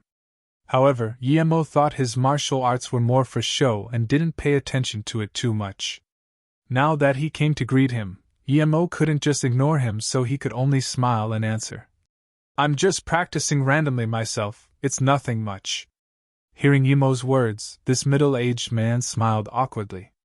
It was quite obvious that Yemo wasn't interested in getting to know him. However, he really felt that Yemo's fist technique was good and shouldn't be worse than his. This made him want to get to know him, and that was why he came up to say hello. My name is Fang Weiqing. I can tell you came from a great master. My hands are itching. How about we have a quick match? After the middle-aged man said these, Yemo finally understood that he came to him looking for a fight. Looking at Fang Weiqing, Yemo shook his head and said, You are no match for me. There is no need for a match. Fang Weiqing phased. Just before, Yemo's words made him feel that Yemo was very humble. How come he suddenly became so arrogant? Uncontrollably, he felt his face blush. Although he felt this young man's martial arts caught his attention, this young man overestimated himself too much by saying that he was no match for him. Fang Weiqing entered the army when he was 17 and left when he was 32. Although he became a driver after retirement, he had never dropped his martial arts. How could Yemo say that he was no match for him? This young man was at most a little over 20. There was no way he would believe that he was no match for a youth in his early 20s. The reason he wanted to spar with this young man was because he felt Yemo's martial arts weren't for show, and so wasn't his. Sparring with Yemo would bring him good. How do you know I am no match for you? To be honest, after I left the army, I had never met a match. Since you're so confident, then let's try it. Fang Weiqing felt he was losing face. Yemo shook his head and said reluctantly, Okay, since you want to, then take the first move. Just right here? We're not going to a larger place. Fang Weiqing looked around. Yemo smiled and said, It's only a matter of a few moves, that won't be necessary. You! Fang Weiqing was rendered speechless by Yemo's words. Anger started to rise up in his heart as he spoke with some fury. In that case, I'm attacking. It was a mediocre yet sturdy black tiger tearing the heart. Fang Weiqing's thought was that although this move looked simple, when this young man moved, his move would immediately change and let Yemo know his power. Just when Fang Weiqing attacked with his fist, Yemo suddenly took a step forward and grabbed Fang Weiqing's fist before he even had the chance to change moves. Yemo raised his hand and Fang Weiqing's near 100 kg body was raised up by Yemo's hand. Fang Weiqing's head immediately buzzed. This really exceeded his sense. When he was completely conscious, he found that he was thrown on a stone stool beside Yemo. It was just like he was originally sitting there. Meanwhile, the young man he sparred with had disappeared. Amazing! After some time, Fang Weiqing finally caught on with what happened and muttered to himself. Even his instructor in the army couldn't win him so easily. When Yemo walked into the little yard, Suwei was observing the flowers he cultivated. Although Yemo grew a lot of flowers, it was all mainly to cover up that silver heart grass. Seeing Yemo walk in, Suwei felt a bit awkward and hurried to stand up trying to find a conversation. Didn't think that you liked growing flowers? Usually, men who grow flowers are very meticulous. You seem like a meticulous person. Oh, I bought some vegetables today, let's eat together later. After all, we're neighbors and we can get to know each other a little. Yemo had always been eating outside and didn't expect someone would invite him to dinner today. Of course he wouldn't reject something like this and smiled. Okay, thank you. I always see you going early and coming late, how come you didn't go to work today? One of my colleagues applied for a leave for these few days and coincidentally, I am resting these few days, so I am taking night shifts for her. Su-wei didn't think this Shy Nan's observations were so on point. Su-wei's dishes were not bad, at least they were better than what Yemo went out to eat every day. Today's food is really good, thank you. Yemo thought how good it would be if he could freeload some food off her every day. Then, he wouldn't have to go out every day for food. We're neighbors, no need to thank me. You can also invite me to eat in the future. Su-wei said playfully. She felt that Yemo didn't seem like a bad person. Yemo smiled awkwardly and said, I never cook myself. Then go to the restaurant. Su-wei felt this Yemo was cute. Usually, one invited a girl who he wasn't too familiar with to the restaurant, who would cook themselves. Don't they usually go restaurants? Yemo said helplessly. Okay, if I have the opportunity, I will invite you. Meanwhile, he thought to himself, knew there weren't free foods in the world. As soon as I finished this lunch, I owed her the next meal. Yemo, let's exchange numbers. Mine is 13xxxxxxxxx. What's yours? Su-wei took out an exquisite pink phone and asked. I don't have a phone. If you need something, just knock on my door. I can still help you out with the usual stuff. I'm going back. After he finished, Yemo stood up and went back to his room. Su-wei phased for a bit, and thought even a laborer nowadays would have a phone. Yemo didn't even have a phone. He must be in a really bad situation. By the looks of it, he probably didn't even pay the rent. She wondered how the owner would let him live inside.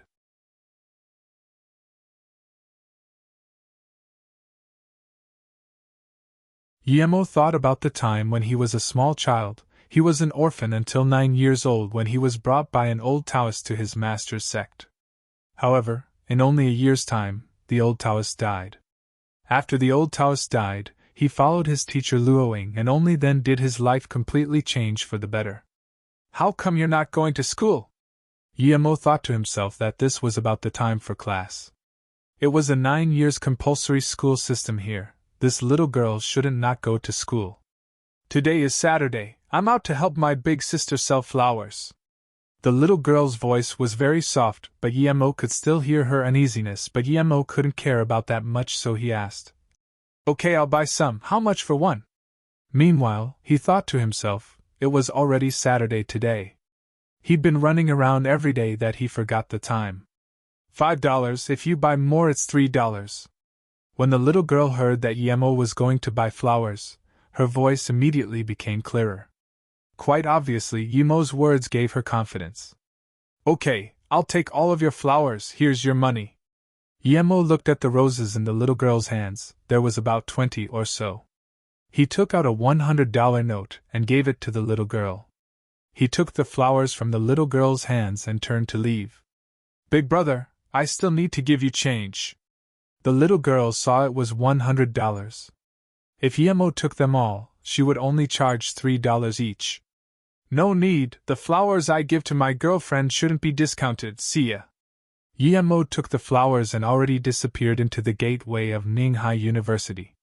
If this was after school, Yemo would have probably given these flowers to Su-wei. However, he was in the school now. Looked like he could only find a bin and dump it. Is the person who just bought the flowers Yemo from our school? He actually has a girlfriend? But his words are quite philosophical. The flowers I give to my girlfriend shouldn't be discounted. But who would have the courage to be his girlfriend? 2 girls at the front of the school saw Yemo take the roses and walked into the school, and one of them, who knew Yemo, asked curiously, He is Yemo? The other girl was also curious, but she was definitely so much prettier than the girl talking before. The meaning of her words were obvious. She had heard of Yemo but didn't know him. Su-mei, you are the campus queen of Ninghai University. Of course you don't know his tragic world, but I know this person. It is said that he is a tragedy. Let's follow him and see who his girlfriend is. The other girl laughed. Yenzi, but I feel that he didn't buy it for his girlfriend, he bought it for the little girl. The girl called Su-mei said with frowned eyes. Xiao-mei, I was just about to find you. Didn't think I would see you at the front of the school. I see your feet today. I'm inviting you to dinner, don't tell me you don't have time. Before Yanzi could reply, a voice already sounded.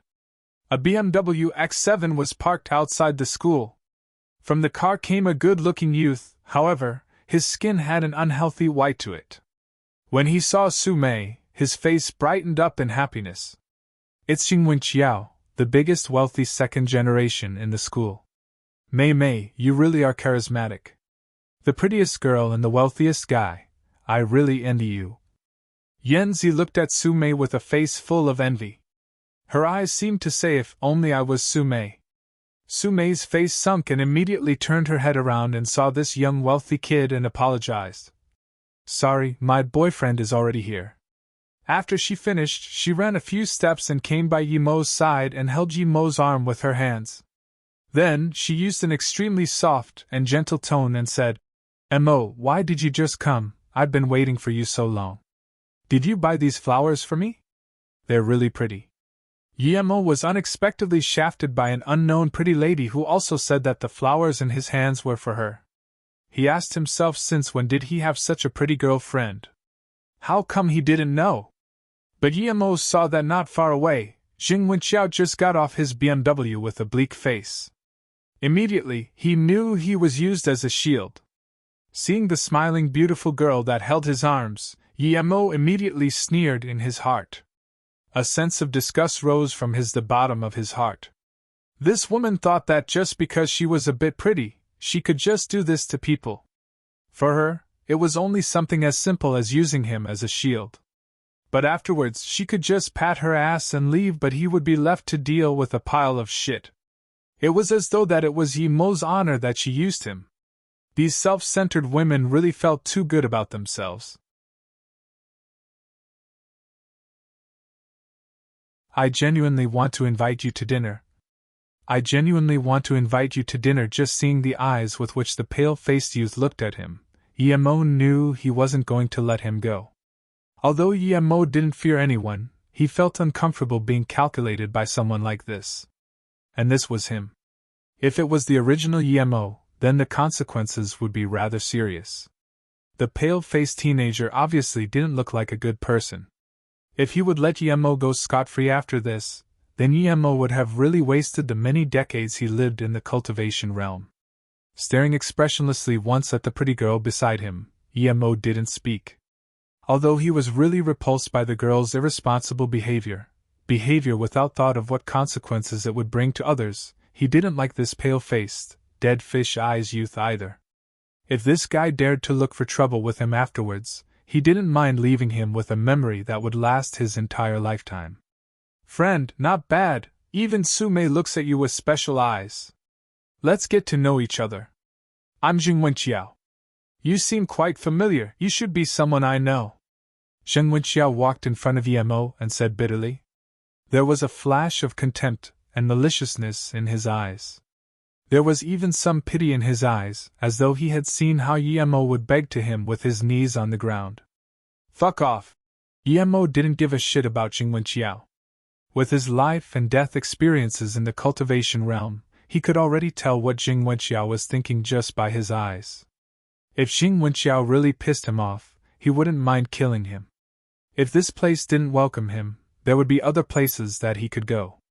Although he knew that this was a legality society and killing had to occur in the shadows and that overt murder had very serious consequences, some habits could be changed so easily. He was a cultivator, he could still live life in the mountains. You nice, how dare you! Yimo was prepared that when Jing Wenqiao attacked, he would teach him a lesson first. However, he didn't think that Jing Wenqiao only said a few words and turned away with a bleak face. Yimo understood that Jing Wenqiao probably saw his robust physique and didn't dare to make a move by himself. He probably went back to gather men, but Yimo didn't consider him to be a threat at all. Yimo, do you know who he is? Su Mei didn't think Yimo was so aggressive, not even giving a shit about the wealthiest second generation in the Ninghai University. Jing Wenqiao's father was the vice mayor of the Ninghai city. Meanwhile, his mother was from the Chiu family whose business was in the top 100 of China. There shouldn't be anyone in Ninghai University that didn't know him. A wealthy second generation like this was told by Yimo to fuck off. This EMO really did have some problems with his brain, but she really liked his actions. Sume came to the reality of what happened quickly and admired EMO for his actions, helping her drive away a fly that she hated a lot. So she immediately smiled. EMO, I've heard about your name. I didn't think that you dared to tell even Jing Wenxiao to fuck off. I'm really grateful for you today. How about I invite you to dinner? After Sume said this, she thought it would a huge honor that she was giving to EMO. Who could make her invite that person to dinner? Those who want to invite her out could line up out of Ninghai City. In her mind, EMO should be agreeing to her with surprise and joy and then follow behind her constantly thanking her for her invite. But what took her by surprise once again was that EMO actually stared at her with disgust. He didn't even reply before turning for the library. It was as though she was just a gust of air. This left a dumbfounded Sume outside under the sun. After EMO went into the library for a while, Sume finally reacted. This guy would treat her like this, since when did she receive such cold treatment, and it was she who invited him to dinner. Being ignored by such a trash of a person, she felt like she just ate a fly as her face switched from being pale and red. No, regardless, she couldn't lose her face. She just didn't believe that she couldn't invite EMO. Thinking about this, Sume also walked into the library. Although it was Saturday, there were still a lot of people in the library. There weren't even spare seats left. Sume saw EMO as soon as she came into the library. He was standing next to a row of medical books, flipping through one of them. Sume sneered at how EMO was pretending to learn medicine but couldn't even get a seat. She was really contemptuous towards EMO. But as soon as Sume walked into the library, there were a few handsome guys fighting to give her a seat. It was an honor to have Sume sit next to them. She was the prettiest girl in Ninghai University. Other people who came in didn't have a seat, but Sume could choose her seat. She chose a place where she could just see EMO. Just a smile from her made a handsome guy stunned for a while. Sume took a random book to read but was actually spying on EMO.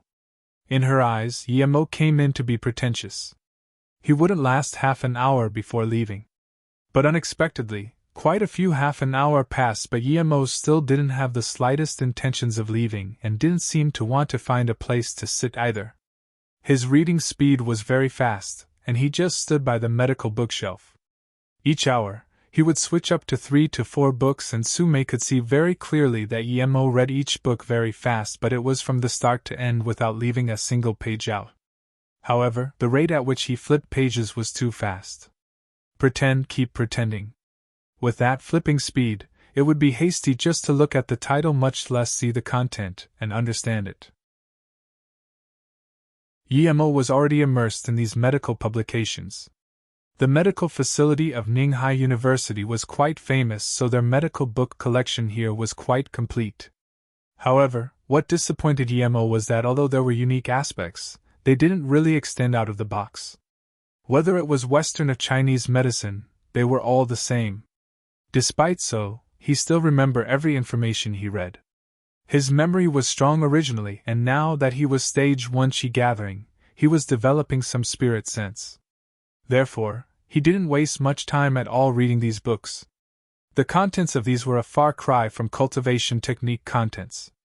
If he was in foundation establishment state, he could read all the medical books in 5 hours. If he was in the golden pill state, he could read all the books in the library in 3 hours.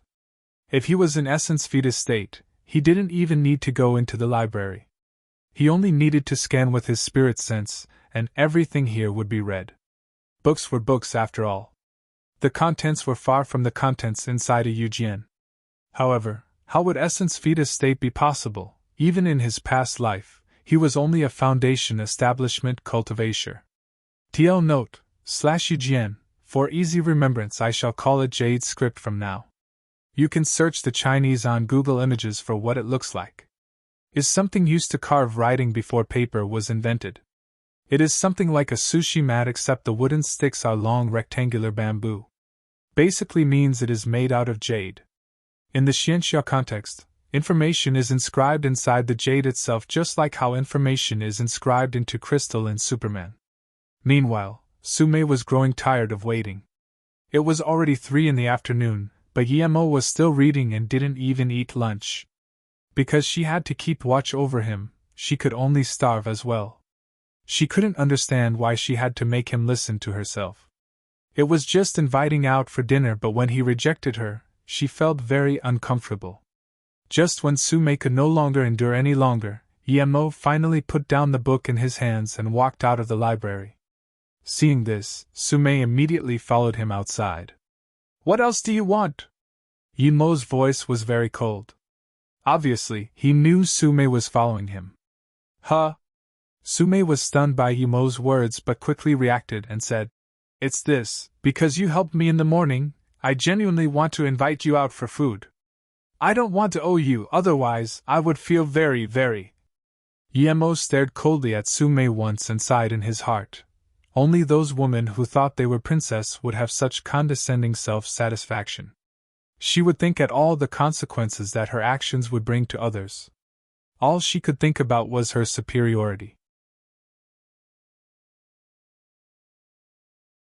Complicated substitute. Complicated substitute in her eyes, she probably thought that after she invited him to dinner, she wouldn't owe him. Instead, he would be owing her. Guillermo did not like these girls who were so up of themselves at all. "You mean to say that because you feel you owe me, so you want to invite me for food, is that right?" Guillermo asked blandly. Yes, just like that." Sume finally felt happy after Guillermo understood what she meant. She felt as though she was relieved. "How much are you willing to spend for inviting me to food?" Guillermo's words fazed Sume for a bit. I was thinking of going to the Jewway restaurant in the school for a meal. It should be around 300. Although she didn't understand what Guillermo's words mean, she was still able to react. "Oh, do you have $200 cash on you right now?" Guillermo looked at Sume still expressionlessly. Sume sneered in her mind. "What are you pretending? Pretending to be cool, and yet you're asking to borrow my money." It looked those flowers were indeed for someone else. "He probably acted like this because I took your flowers." She was still thinking about whether to invite him to dinner after lending the money to him or not. She wasn't expecting this money to be returned anyways. "I'm thinking that since it'll be $300 for a mean and I would probably eat about 2/3. That would be $200 and you have given that to me, meaning that you have already invited me for food. Now, we don't owe each other anything. Don't disturb me anymore." Guillermo took the $200 and turned to leave. "You..." Sume caught on to reality after a long while. There was actually this type of people in the world. She was so furious that she almost couldn't breathe. Who did he think he was? An impotent man acting like he was top shit. Did he forget that he was impotent? What made Guillermo curious was that he had already finished eating at school and still didn't find anyone suspicious following him. He didn't think that Cheng Wenxiao would let things go like this. It seemed that he really has patience. Just when Guillermo went back to his residence, he saw Sue with a face full of worry walking around the outside of his room. "So," he asked with curiosity, "Sue, what's wrong? You look like an ant on a stove." "Guillermo, you're finally back. Can you help me out? I'm really have something urgent today, but I agreed to help Zhou Yun take her night shift." As soon as Sue saw Guillermo, she immediately became overjoyed and walked up to him. "What can I help you with?" Guillermo asked curiously. "It's like this, I was supposed to take Zhou Yun's shift today, but now I have something urgent. Can you take the shift for me? It's only a few hours and you can finish at 12 a.m. Sue said with an urgent face. Guillermo had black lines down his head and was almost speechless. "I'm a jobless person and you want me to take your shift in the hospital. Do you have a fever? Didn't you say you know some medicine? In actual fact, you can still take the shift for me even if you don't know anything, because my job at night is just to measure body temperature. You only need to take a thermometer and give it to the patients, and they can measure it themselves. Then you can just record it and, according to the temperature, put them on the waiting list. I'll give Xiaowu a call later and ask her to teach you. You can learn it in a few minutes." After Sue finished, he looked at Guillermo with hopeful eyes. Yemo looked Su-wei speechlessly. It was really simple. Yemo had a good impression of Su-wei, who invited him for dinner, so he thought and said, "I can help you, but what if a manager checks and found out about it?" "Don't worry, the managers won't go to the reception. There are definitely no managers at night, and even if they do go for checks, it would be at the specialization wards. On top of that, you'll be wearing a face mask. Who would know who you really are?" Su-wei said with certainty. Yemo thought to himself, "Of course I won't worry. Even if they find out I didn't work there, the one who gets punished isn't me." Seeing that Yemo agreed, Su-wei gave her lanyard card to Yemo and hurried packing up her bag before leaving. Seeing as how she was calling as she was walking with her eyebrows frowned, Yemo knew that she was probably in some really sticky situation. Just in case, Yemo still brought his little medical kit. He didn't think that the medical kit he prepared for his stall, which hadn't been used before, was used for the first time in a proper hospital. Probably because Su-wei rung Xiaowu before. Xiaowu pulled down her mouth mask, asked soon as Yemo came to Li Kan Hospital reception, "You are Yemo, right? Wear your white gown first.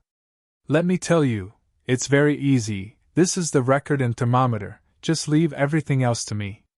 Yemo then understood how easy it really was, and there weren't much patients at night. Even if he didn't come, Xiaowu could probably have managed herself. "We're just afraid that we will get a sudden burst of patients at night, and I won't be able to manage. Then we will get complained by patients. It is very serious matter if a patient complained about a doctor not coming. Zhou Yun is still in her trial period, and that is all the more reason she must come. Usually it's little children who come at night, either in a cold or fever." Xiaowei seemed to see Yemo's confusion and explained. Yemo had understood. The reason that he was needed to take the shift was because they were afraid of patient complaints saying that there was only one person at reception. In that case, the one who didn't come would be punished severely. Xiaowu was a girl with a round face and had 2 dimples when she smiled. She looked amicable. As expected, just past 6 p.m., the patients started to increase, and it was just as Xiaowu said, they were mostly some little children either having a cold or fever. If it was just Xiaowu by herself, she really wouldn't be able to take care of things. At around 11 p.m., everyone was basically finished work and the hospital started to quieten down, leaving Yemo and Xiaowu some free time. When Xiaowu saw there weren't much people left, she said to Yemo, "I'll go get something to eat. I have a night shift. Do you want anything?" Yemo waved his hand. He wasn't hungry yet.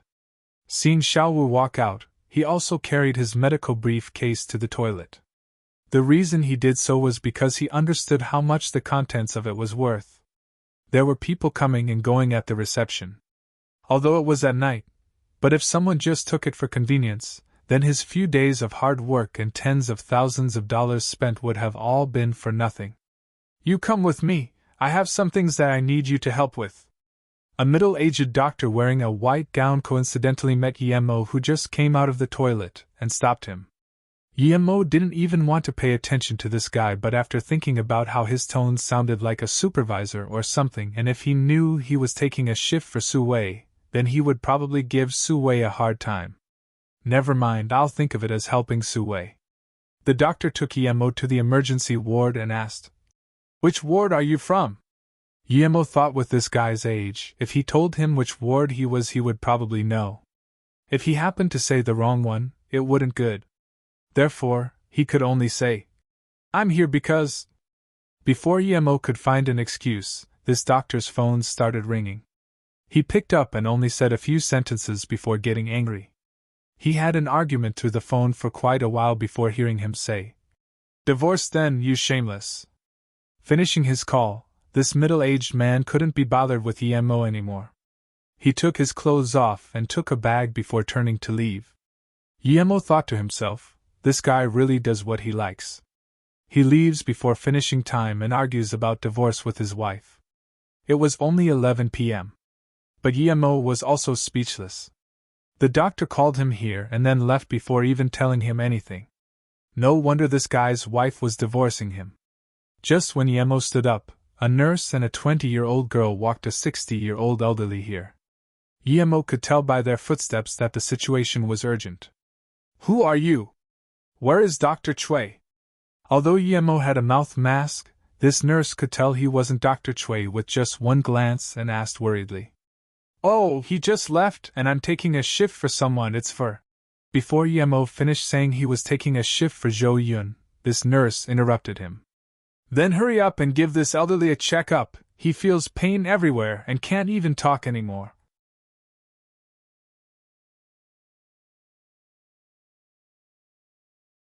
Yemo looked at the elderly laying on the bed. When he first came, he seemed to be barely able to walk, but now, he was already unconscious. His face was conspicuously changing into purple-pink. Yemo looked at the elderly laying on the bed. When he first came, he seemed to be barely able to walk, but now, he was already unconscious. His face was conspicuously changing into purple-pink. He looked at the worried nurse and that even more worried girl. Before he even had the chance to talk, the girl whimpered and said, Doctor, please save my grandpa, it's my fault, I shouldn't have let him come to Ninghai secretly. Yemo frowned. Talking about whether she should have or should not was complete bullshit now. He took out a few silver needles from the case and pierced the old man a few times. His chi immediately flowed into the old man's body. The old man exhaled a clotted breath as the purple color started to disappear from his face rapidly. In the blink of an eye, everything returned to normal. He opened his eyes and said, Ching-er, don't worry, this has been an old problem now. The nurse and the girl called Ching-er stared at Yemo in shock and couldn't get a hold of themselves for a long while. What medical skills was this? Saving an old man on the border of death with just a few needles? The nurse reacted first. She still had a face full of shock looking as she looked at Yemo's mask. She was thinking who this substitute for Dr. Chui was?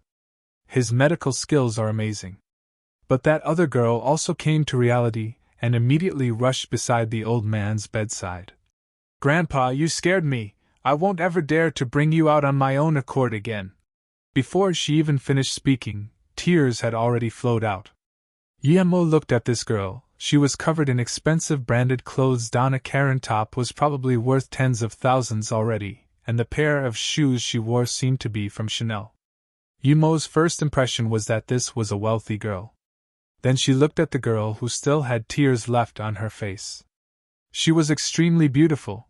He could already imagine how much prettier she would be when she becomes mature. It felt she was equally as pretty as the woman who bought Yemo's charms last time.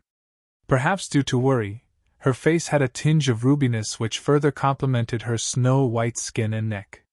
This prompted Yemo to look further down. A deep valley complemented by the perfectly suited Donna Karan further provoked people's imaginations. Ching-er, I'm fine, help me sit up. The old man waved and said, You are quite an astounding doctor. I know my condition. There has been no one who could help me wake up in such a short time. Before the old man finished talking, the girl called Ching-er seemed to have thought of something. She turned around and looked at Yemo in shock as she spoke. I didn't think your medical skills were so astounding. Are you a Chinese medicine doctor? You use golden needles? The old man also had a face of almost disbelief. It was already astounding that this young doctor could make him wake up. He didn't think that he would know what his condition was. This was too absurd. The medical standards of Ninghai City Likang Hospital were this high already? Even an emergency doctor knew of his condition. Was this possible? She would do anything? Yemo smiled. He was going to take this girl's words. But he also knew that this girl's family was probably very wealthy. In that case, he didn't need to hold himself back. He needed money, and it was also fair that he got some money. Thinking about this, Yemo said the nurse who still had her mouth wide open in shock. You can leave for now. I need to have a talk with the patient and his family. After the nurse left, Yemo knocked the table and contemplated for a while before saying, I can cure this disease. Splay, the girl called Ching-er dropped her phone and the battery flew out, but she didn't seem to feel it at all that her phone was possibly broken by that drop. Doctor, can you really cure my grandpa's disease? Can you really? Ching-er didn't have the slightest attention for her phone. Instead, she rushed in front of Emo and grabbed his hands and asked with nervousness. The old man also looked at Emo with a face full of shock. He didn't think that Emo was lying because Emo's actions before had already proved that he was a very capable doctor. Since he said so, it must mean that he knew how to cure him. I mean, Ching-er, don't be so excited, sit down and talk first. Emo enjoyed having his hands grabbed by a beautiful girl. This Ching-er was even prettier than that Sume. If this Ching-er went to Ninghai University, then Sume would have to give over her title of the prettiest girl in Ninghai University. The main thing was, Ching-er didn't make people uncomfortable like Sume. Seeing that the doctor also called her Ching-er, the girl blushed and let go of Emo's hands and sat by the old man softly. She didn't know that Emo didn't know what her actual name was and just called her as the old man called her. TL note: adding "er" to the first name of someone is an intimate way of referring to the person. It is usually only used between parents and children or between lovers. The old man laughed seeing his granddaughter being shy. Obviously, he felt the situation was quite interesting. Do you want to cure the symptoms or cure the disease? Emo suddenly asked. What does curing the symptoms involve and what does curing the disease involve? Of course I want to completely cure my grandpa. Seeing that Emo came back to the topic of treatment, Ching-er's ruddiness on her face retreated and immediately asked. Meanwhile, she thought to herself, this doctor's eyes are really bright, pity I can't see his face. Emo said, with my current ability, if it's curing the disease, I only have a 70% chance of success. The other 30% is your grandpa dying early. If it's curing the symptoms, then I have 100% success chance, and that can let your grandpa live healthily for another 3 years. No matter which treatment you choose, you must pay the treatment fees right now. The medicine belongs to me, no owing. Although Emo was a bit conservative saying 70% chance, it was still according to his current power. Although his medical skills were good, his only had the power of stage 1 chi gathering. If he reached stage 2, then he would have a 90% chance. If he was stage 3, then he would have 100% chance. How could this be? Grandpa. The Ching-er girl obviously couldn't make the decision and looked at her grandpa with a troubled look. She hoped her grandpa could give her a good idea.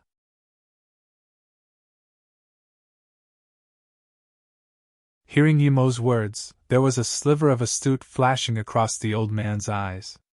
Although he knew Emo was capable, he still didn't quite believe that Emo could completely cure him. Furthermore, this guy asked for money straight away without any medical morals. Hearing Emo's words, there was a sliver of astute flashing across the old man's eyes. Although he knew Emo was capable, he still didn't quite believe that Emo could completely cure him.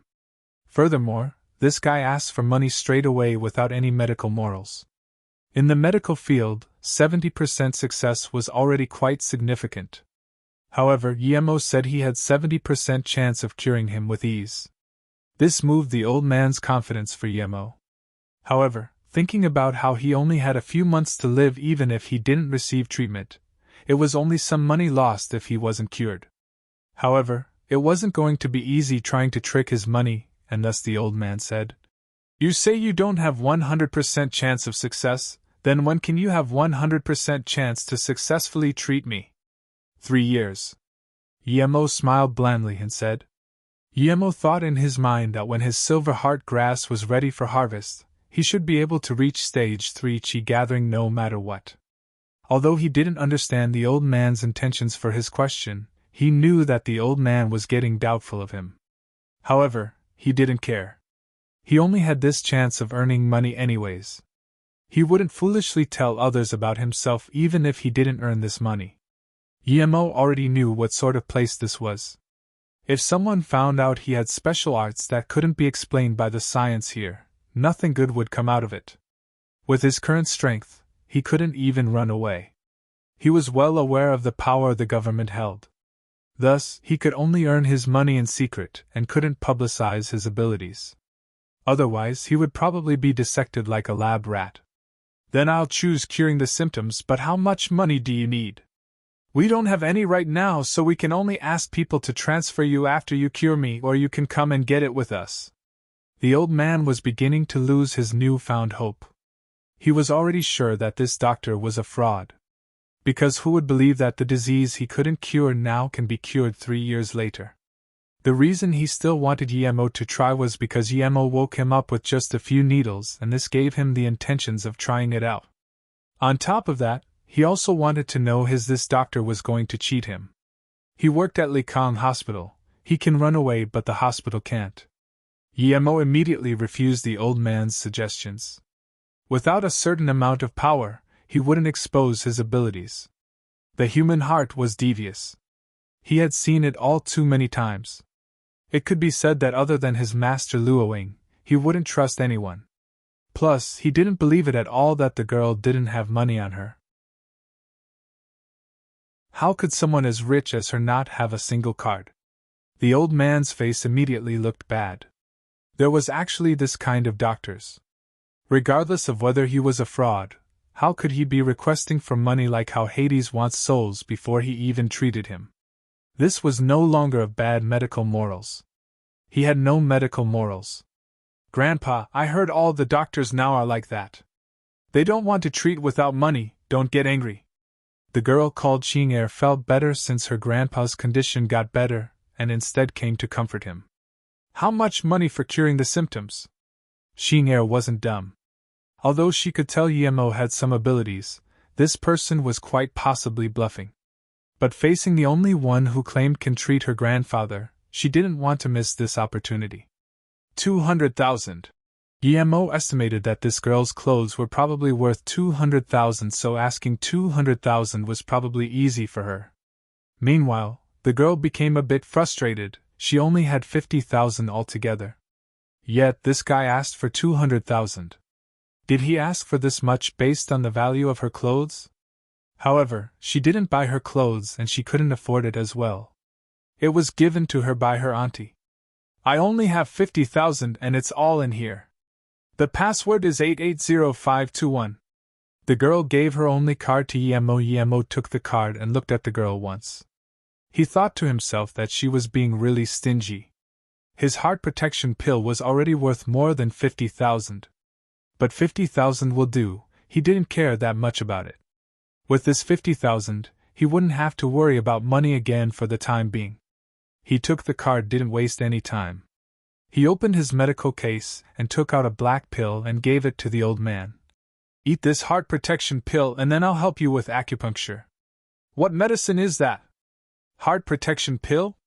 Why does it look so ugly? Don't tell me you are one of those Chinese medicine street doctors. This is Likang Hospital. Xing'er blocked Yemo's hand and said worriedly, If you don't want the treatment, I'll give the card back to you immediately. Yemo said displeased. The old man looked at Yemo's eyes and waved his hand. Xing'er, move aside, give me the pill, I'll eat it.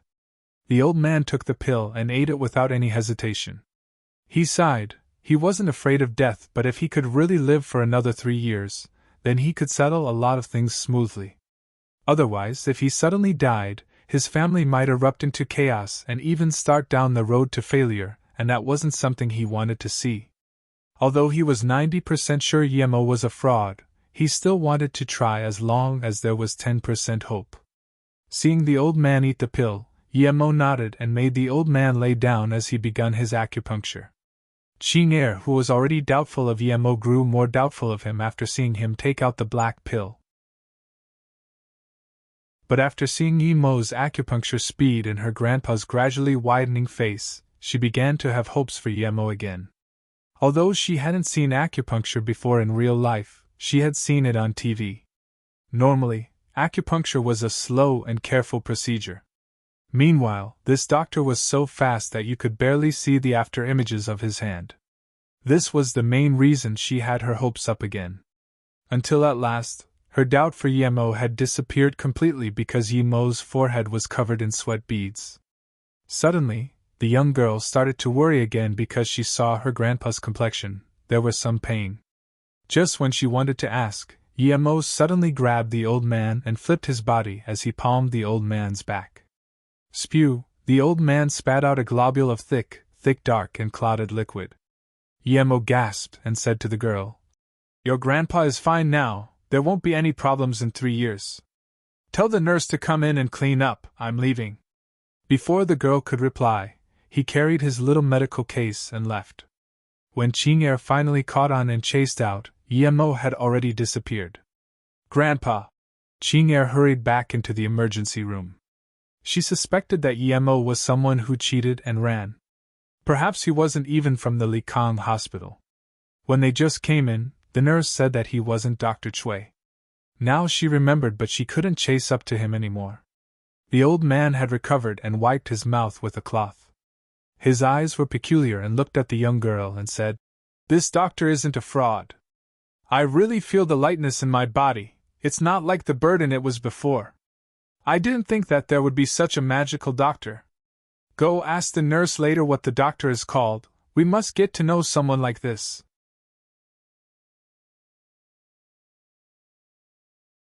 Chapter 14. He Doesn't Exist. Chapter 14. He Doesn't Exist. Emo returned to his living place, but Su Wei hadn't come back yet. Although he helped take her shift, he also earned tens of thousands of dollars, which was something to celebrate for Emo, who had almost run out of money. However, this sort of thing could only be done once, otherwise, his identity might get exposed. Right now, he didn't have the ability for self-defense. Revealing his identity, and some of his powers right now weren't the smartest thing to do. This world should be far more dangerous than it appeared to be. Su Wei came back the second day. Her eyes looked red and swollen. Something seemed to have happened, but Emo wasn't that close with her, so he didn't ask her what had happened. In the following days, other than going to school, Emo cultivated and practiced martial arts. Because he had earned more money, he postponed setting up a stall in the night market again. Emo found it to be strange that ever since Sume suffered from his treatment last time, she didn't come looking for him again. But this was for the better anyway, and saved Emo a lot of trouble. What Emo didn't know was that some people were looking for him now. Other than Su Jingwen, who bought the charms from him, there was also the old man he saved at the hospital. On top of that, even Wang Peng was looking for him, because ever since the charm-selling guy kicked him, his wrist didn't have any strength left. As soon as he tensed it, it would dislocate, and even after relocating it, it would still behave the same way. Nevertheless, even the old man saved by Emo was turning the entire Likang hospital over and still couldn't find someone called Emo. It was though this person just appeared and disappeared from thin air. Not only was Dr. Choi questioned, they even gathered all the doctors and nurses in the Likang hospital and asked, but they just could not find that doctor who carried the medical case. Xiao Wu was suspicious of Emo because that event occurred when he was taking the shift. However, she didn't notice if Emo carried a small case with him, and when she had learned from Su Wei that Emo was a jobless nomad, she had lost all of her suspicions. If it weren't for the old man's identity, and the fact that his disease was actually cured, people would have thought that this whole thing was fabricated by them. Su Jingwen's mood had been great recently. Not only was her mother's condition cured, that annoying Wang Ping hadn't appeared lately as well. Even her father, who always pressured her to get closer with Wang Ping, didn't say anything. Su Jingwen was grateful towards the person who sold her the charm from the bottom of her heart. He helped her change everything. "Wenwen, did you find that person who sold you the charm?" A calm yet aristocratic-looking woman who sat beside her asked.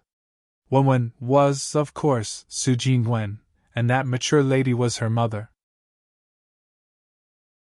Ever since Su Jingwen's mom awoke, Su Jingwen would spend time with her mom whenever she could. After the shock from the spirit-cleansing charm last time, Su Jingwen's family had been trying hard to find Emo. Not only did Su Jingwen and her mom try to find him, but even Su Jingzhong was trying to find this magical person. Although she already paid for that charm, they understood now that the money she gave him was probably not even worth the charm. It was because she recognized the rarity of Emo's charms that Su Jingwen stored the remaining charm carefully and kept it by herself. The reason she wanted to find Emo was because she wanted to compensate him with more money. "Nothing, I've been to Sea Treasure Garden many times but haven't seen him once. It seems that the Wang family is also looking for him," and I'm afraid he might get into trouble with them," replied Sujin Wen. Yimo's figure with shades and a low-rim hat had already appeared in her mind countless times. The mature lady smiled and said, "Jin Gwen, do you think someone as magical as him would be afraid of the Wang family? You don't need to worry, just try to notice him in the future. If you see him again, you must bring him back. I must thank him personally. But even if he doesn't want to come, you must still treat him well." Su Jinwen had great curiosity towards Yemo in her heart, and ever since she started to wear the ghost-repelling charm, she felt much more comfortable at heart. There were also countless times when she wanted to test the fireball charm, but she resisted the temptations as she only had one and there would be no more if she used it. Of course, Yemo didn't know that there were so many people looking for him, but even if he knew, he would pretend that he didn't. He had quite some money right now, but the things he needed for cultivation couldn't be solved in a few days' time. And with money, he didn't even need to go to the night market, so he was living very comfortably. He would spend every day between home and school. His life couldn't be simpler. However, when he walked out the library today, Yemo felt that someone was following him. When he walked out of the school, this feeling grew more intense. In a corner not far from the gates of the school, Yemo immediately saw a parked Range Rover which seemed to have more than one person inside, and they were all paying attention to him. Yemo jeered. It appeared that he was stalked by the people in this car. Ever since reincarnating here, Yemo had been keeping a low profile.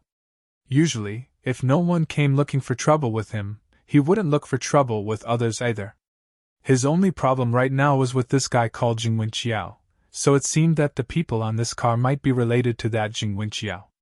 Yemo was wondering whether he should walk up to them or lead them to a distant place and beat these people up when two yellow-haired youth got out of the Range Rover. These two youth walked up to Yemo and stared at him with a slanted eye. After some time, one of them said, "You are Yemo? We need you to come with us. You cannot refuse because if you do, you will die painfully." Yemo smiled. He overestimated this Jingwen Qiao. He could only get a few lackeys to do his dirty work. The two youth blocked Yemo and kept him in the middle, obviously preventing Yemo's escape. Just when they thought Yemo was going to refuse and prepared to teach him a lesson first, unexpectedly Yemo said, "Lead the way." Phased for a bit, one of the yellow-haired youth reacted and looked at Yemo. "You've got balls." Yemo didn't care what these two yellow-haired were saying and just followed them at a normal pace into their Range Rover. It was as though these two people were really here to greet him. When Su Jinwen drove her car to the front gates of the Ninghai University, she saw Yemo apprehended into the car by two blondes and shook her head. Of course, she knew that this student must have offended someone and was taken away. However, these things happened every day, and there wasn't anything she could do about it. However, when she scanned across Yemo's face, her heart moved as she started wondering why this person was so familiar to her. She realized that she had probably seen his figure somewhere, and he had this indescribable temperament. She should have seen him before and even talked to him. Su Jinwen saw someone she potentially knew, and of course couldn't just neglect what she saw. No matter what, she needed to at least confirm his identity. Su Jinwen immediately called the police and told them the direction the Range Rover took as it turned and followed them in her car, but she didn't dare to follow too closely as she was afraid of being discovered by the car ahead. She followed them from afar and took out a pair of binoculars to look at the Range Rover. As expected, the Range Rover kept driving farther and farther away and was nearly in the rural areas. Su Jinwen knew that these people wanted to find a faraway place to deal with the student which could lead to his death. Right now, the Range Rover was already shaking. Perhaps these people were already torturing him, so she was getting worried, but the police still hadn't arrived. After the Range Rover had gone for another 10 minutes or so, the shaking was getting fiercer by the moment. Jingwen's worry grew and grew until a police vehicle finally drove over at a moderate pace.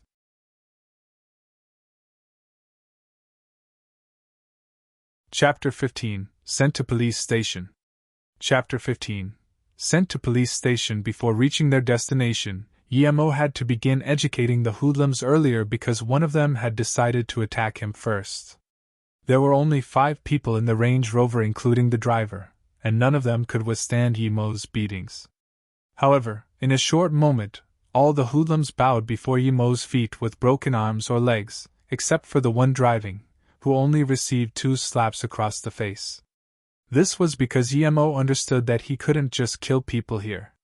Otherwise, he wasn't totally sure if he wouldn't kill these hoodlums. Yemo was wondering how the police car came so fast since, from the beginning to the end, he didn't allow even one of the hoodlums to pick up their phones. He didn't believe that Ching Wenxiao would be so nice as to call the cops for him, so he felt uneasy. Naturally, the person who called the police gave them precise details, and the police car caught up with the Range Rover really quickly, pulling it over. Yemo looked at the hoodlums that were moaning in the car and said coldly, "Go back and tell Ching Wenxiao that I will come and find him," as he got off of the Range Rover. "What happened? Wasn't it you who called the police?" 2 police officers got off their car. The one speaking was a middle-aged police officer whose face was dark due to smoking and had a look of impatience plastered on his face. "I didn't make the report, but these people really kidnapped me. I resisted, and this is the result. I suppose it must have been some good Samaritan who called the police." As Yemo pointed at the hoodlums lying in the car and explained, "You brother, it was this guy who forcibly went into my car and forced me to drive to the rural district as he punched and kicked the few of us." The driver, who was the only one who could still walk, saw the black-faced police officer and behaved immediately as though he saw his own dad. He immediately started to talk as he pointed at Yemo with his finger. The black-faced police turned his head, looked at the yellow-haired driver and nodded his head. It was obvious that he knew this yellow-haired person. Yemo sneered inside his heart as he could tell from the way the police was addressed that there was something between this guy and the hoodlum. As expected, before Yemo finished thinking, the black-faced cop stared coldly at Yemo, then turned his head to the driver and asked, "You said he forced his way into your car and even beat you? Did he want to rob your car in broad daylight?" Yes, this person wanted to steal our car and beat us up. If it had been just a while longer, he would have definitely thrown us off the car and drive my Range Rover away." This driver was unkempt due to being slapped by Yemo in the face twice. Now that he received a hint, he quickly told the black-faced police that Yemo wanted to rob the car. Yemo didn't say anything. He had the thought of killing these few people and leaving, but he knew that with his current power state, it would be a dream to escape the government's strong search network. However, he was quite annoyed at whoever called the police. "You're suspected of attempted robbery and assault and battery. I need you to come with me to the police station." As the black-faced police officer was talking, his hands were already on his gun. This young person beat those few people up, meaning that he practiced martial arts, so he had to be wary. The younger police frowned and moved his lips but eventually didn't say anything. Yemo didn't want to kill them and run, so he could only follow the police onto the police car. However, he thought to himself that if someone tried to harm him illegally, he would run immediately. He only needed to go back and dig out that silver heart grass. Eventually, he would one day come back and seek revenge. Su Jingwen found things were strange when she looked through the pair of binoculars. The police came but instead took away that student-like youth. Meanwhile, the Range Rover just drove away. This seemed too odd to overlook. When she called the police, she had said very clearly that those few hoodlums on the car wanted to abduct the student, but how was the final result like this? At that moment, Su Jingwen finally remembered where she had seen the student with the familiar figure. He was actually the young person who sold her the charms. Although he was wearing shades and a duck-mouth-shaped hat at the time, his figure seemed very close to this student taken away by the police, so there was a chance that it was him. Regardless, Su Jingwen decided to have a look first. The police car drove back to the police station, and the black-faced police signaled to the 2 young police officers with his eyes and said, "Let him rest for a bit, we'll submit his charges later." Yemo narrowed his eyes and didn't say anything.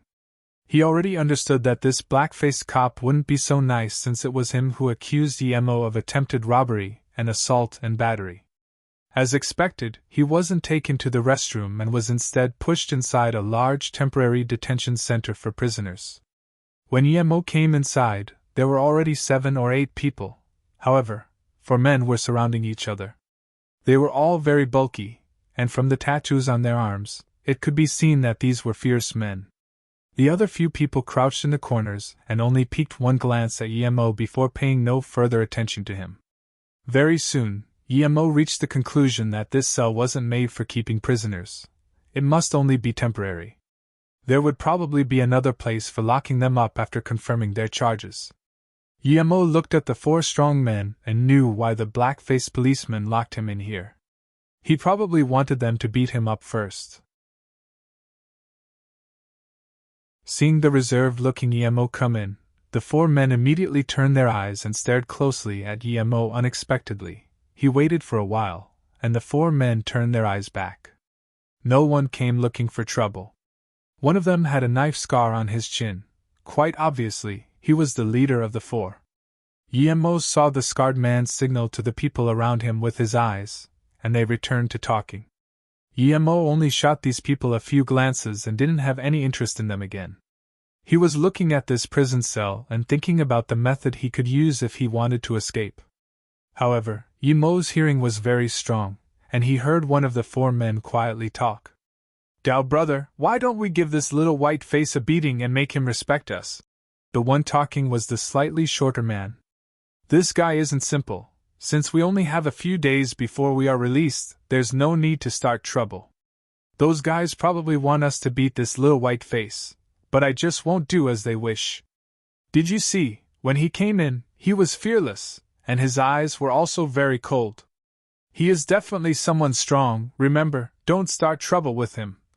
The Dow brother with the knife scar on his chin immediately warned them. Emo looked around. He concluded that if he wanted to leave, this place really couldn't stop him. He felt relaxed at heart, and decided to find a place to sleep first. However, Emo looked around the entire room, and the only relatively clean place was the bed where the guy with the knife scar was sitting, next to the window where the air was fresher. "Move over, I need to sleep for a while." Emo walked to the scarred leader, and said something that made everyone's jaws drop in shock. "What did you say?" The knife-scarred-faced man stood up in disbelief. He didn't look for trouble with Emo, but he came instead. Emo's voice turned cold suddenly. "I said I want you to move, I'm going to sleep, you didn't understand?"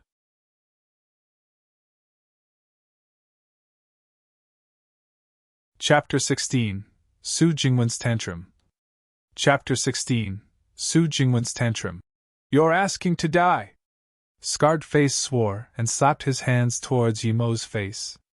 Originally, he saw that Emo wasn't someone easy to deal with, and he was about to be released, so he didn't want trouble. But now Emo came provoking him. How could Scarred Face, who usually was the one bullying others, endure that? He raised his hand to slap Emo in the face. The rest of the people in the room were all laughing at Emo's calamity. The few men crouched up against the corner were all shaking their hands, thinking this guy was dumb. Scarred Face didn't start trouble with him, but instead, he goes up to start sh*t. He was looking to get beaten. However, the reality immediately hit them as the seemingly naive Emo grabbed Scarred Face's wrist and used his other hand to slap him a few times across the face. This wasn't the end of it as Emo kicked Scarred Face in the stomach. Not only did the strong-figured Scarred Face not have any means of retaliation, but he was actually kicked flying by Emo as he smashed onto the metal doors, making a crashing sound. The black-faced cop outside heard the banging noises, and a cold sneer tugged at the corner of his mouth as he immediately called someone. "Hello, young Master Jing?" "Yes, it's me. That guy is locked up and is being taught a lesson by Scarred Face. It has nothing to do with us." "Oh, yes, I will let him have a good time before he goes to trial. I will make him shed a layer of skin." When Blackface heard there were voices outside, he immediately hung up and pretended to do his duty as he walked to the entrance. Scarred Face himself didn't even believe that he would be defeated so effortlessly. He had been in the mafia industry for many years and immediately knew that Emo wasn't someone to be easily messed with. Although he looked ferocious, he wasn't an idiot. If he pissed Emo off, there wouldn't be anything good for him. This little white face was so strong that Scarred Face was sure that even if all four of them jumped him, they would still be no match for him. Otherwise, he wouldn't be provoking them. Emo walked slowly towards Scarred Face and said, "I want to sleep on the bed close to the window. Do you have any objections?" Originally, when Scarred Face saw Emo walk over, his heart was beating fast as he thought Emo was going to attack again, but he didn't think Emo just said he wanted to sleep on that bed. He felt relieved and said, no objections, please take the bed." Scarred Face saw the situation and immediately put on a smile. He even ignored the pain of being smashed against the metal door. Seeing how Scarred Face was so careful in giving a smile, the other few robust men didn't even dare to make a bigger sound. What a joke! The usually invincible Scarred Face didn't even have the ability to defend himself in front of this man. If they went looking for trouble with Emo now, this would be no different to ask for a beating. When Su Jingwen made her way towards the police station, the more she thought about the figure, the more she felt that he looked like the person who sold her the charms. This further made up her mind to bail the person out. But what took Su Jingwen by surprise was that the people from the police station actually refused to let her see Emo. "He's not a prisoner, what right do you have to refuse? And what right do you have to lock him up?" Although Su Jingwen didn't know the truth about the story, she definitely knew there was a problem. Otherwise, they wouldn't only take Emo to the police station and let the people from the Range Rover off free. Of course, she didn't know that the Range Rover was already parked outside the hospital. "This person is involved in attempted robbery and assault and battery. We are still recording his charges. If you want to see him, come tomorrow." The black-faced cop saw that Su Jingwen had an upper-class temperament, and was a beautiful woman, and thus tolerated her. "Really? How come it isn't the same as what I saw? I clearly saw a Range Rover take my friend away. Eventually, nothing happens to the Range Rover, but my friend is taken to the police station. What is the meaning of this?" Su Jingwen demanded. "Don't say things you can't prove. This is the police station. We need evidence for everything. If you still try to mess around, I will arrest you for obstruction of police duties." The black-faced police officer didn't expect this woman to have witnessed the scene. Immediately, his face went taut, and his tone grew hard. "So tough, I want to see how you are going to apprehend me." Su Jingwen's face suddenly grew cold. This arrogant officer was fabricating the truth. The youth that was taken in must not be in a good situation right now. "You come in with me and record your charges. I suspect you to be in the same group with the suspect of attempted robbery." The black-faced cop pointed his finger at Su Jingwen and said pointedly, "Emo's apparels didn't seem to be worth much. Since this woman appeared to be related to him, their background couldn't possibly be significant. He would show her who was the boss first." "Are you a cop or a fugitive?" Su Jingwen was angry. This person was too cocky. "If you don't like it, you can report me. My name is Huan Shu, please don't forget it," the black-faced cop said contemptuously. "Captain Huang." The younger cop couldn't watch it any longer and walked up and called him. He felt that Captain Huang's actions were like that of a bandit, but he didn't dare to say much. Before Huang Shu said anything, another voice came through the door. "Since when did our police department become a place for bandits?" The sound was thick and had an irrefutable tone. "Gung Suo." Huang Shu and the younger cop both saw the person talking at the doorway and hurried to call out to him. "What's this?" The middle-aged man scanned Huang Shu and asked. "Oh, you are CEO Su, why are you here?" The middle-aged man saw Su Jingwen with one glance and immediately realized who she was. "You are the driver Gung Xuebing? How did you become a cop?" Su Jingwen also recognized the person in front. A few years ago, he was her father's chauffeur. She didn't expect him to be a cop now and seemed to be the manager of this station. He had been climbing the ranks surprisingly fast. "Yeah, I followed the arrangements of the authority. Oh, by the way, what happened just then?" The middle-aged man remembered what had happened and immediately had a bad hunch. Co Su was the daughter of Mayor Su. If she were mistreated on his territory, then he, Gung Xuebin, would be unable to explain himself. As soon as Gung Xuebin brought this matter up, Su Jingwen's face reverted to one of stern rigor and grunted. Someone abducted my friend, and after the intervention of police, they locked my friend up instead, while the abductors are nowhere to be seen. I came to see my friend, but they say that I'm also a suspect in the attempted robbery myself. He also said that if I'm not satisfied with that, I should report him. Are all the police so cocky nowadays? Huang Shu's face was already growing pale. Even his black face couldn't cover it up. He didn't think that this woman actually knew his manager. Although he was aware that young Master Qiao would eventually protect him, this would undoubtedly affect his path of climbing higher in the ranks. Did you say that just then? Is this the attitude of a police officer? Manager Gung hated this black-faced person. Normally, he did what he liked because he knew he was Jing Wenqiao's person. Unfortunately, this time, he actually tried to frame the daughter of the mayor.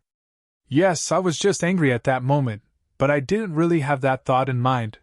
Huang Shu didn't dare to lie. After all, there were quite a few people who heard what he said. Generally, no one would tell others what he had said, but today, he actually met someone who knew his manager. Remove his gun and immediately investigate this matter.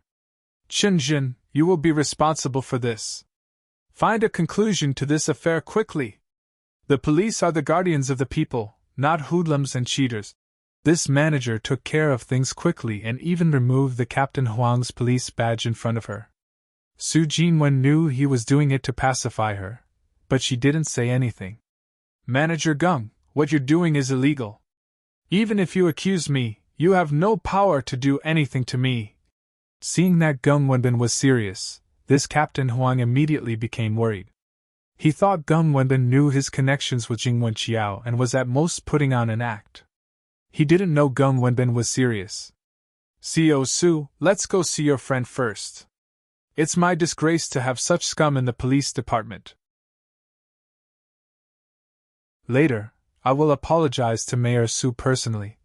Gung Wenbin didn't seem to hear Huang Shu's yells and didn't even bother to pay attention to him. He was very clear that even without the incident with Su Jingwen's friend, the things Black-Faced had done was enough for him to be in prison for a very long time. What? Mayor Su? Huang Shu was shocked. Thinking about Gung Wenbin's attitude to the woman and how he called her Co Su, if he still didn't understand that this woman was connected to Mayor Su, then he would be a pig. If this woman was someone of Mayor Su, then even Jing Wenqiao wouldn't have any means to save him. Immediately, Huang Shu's heart fell into an icy cover.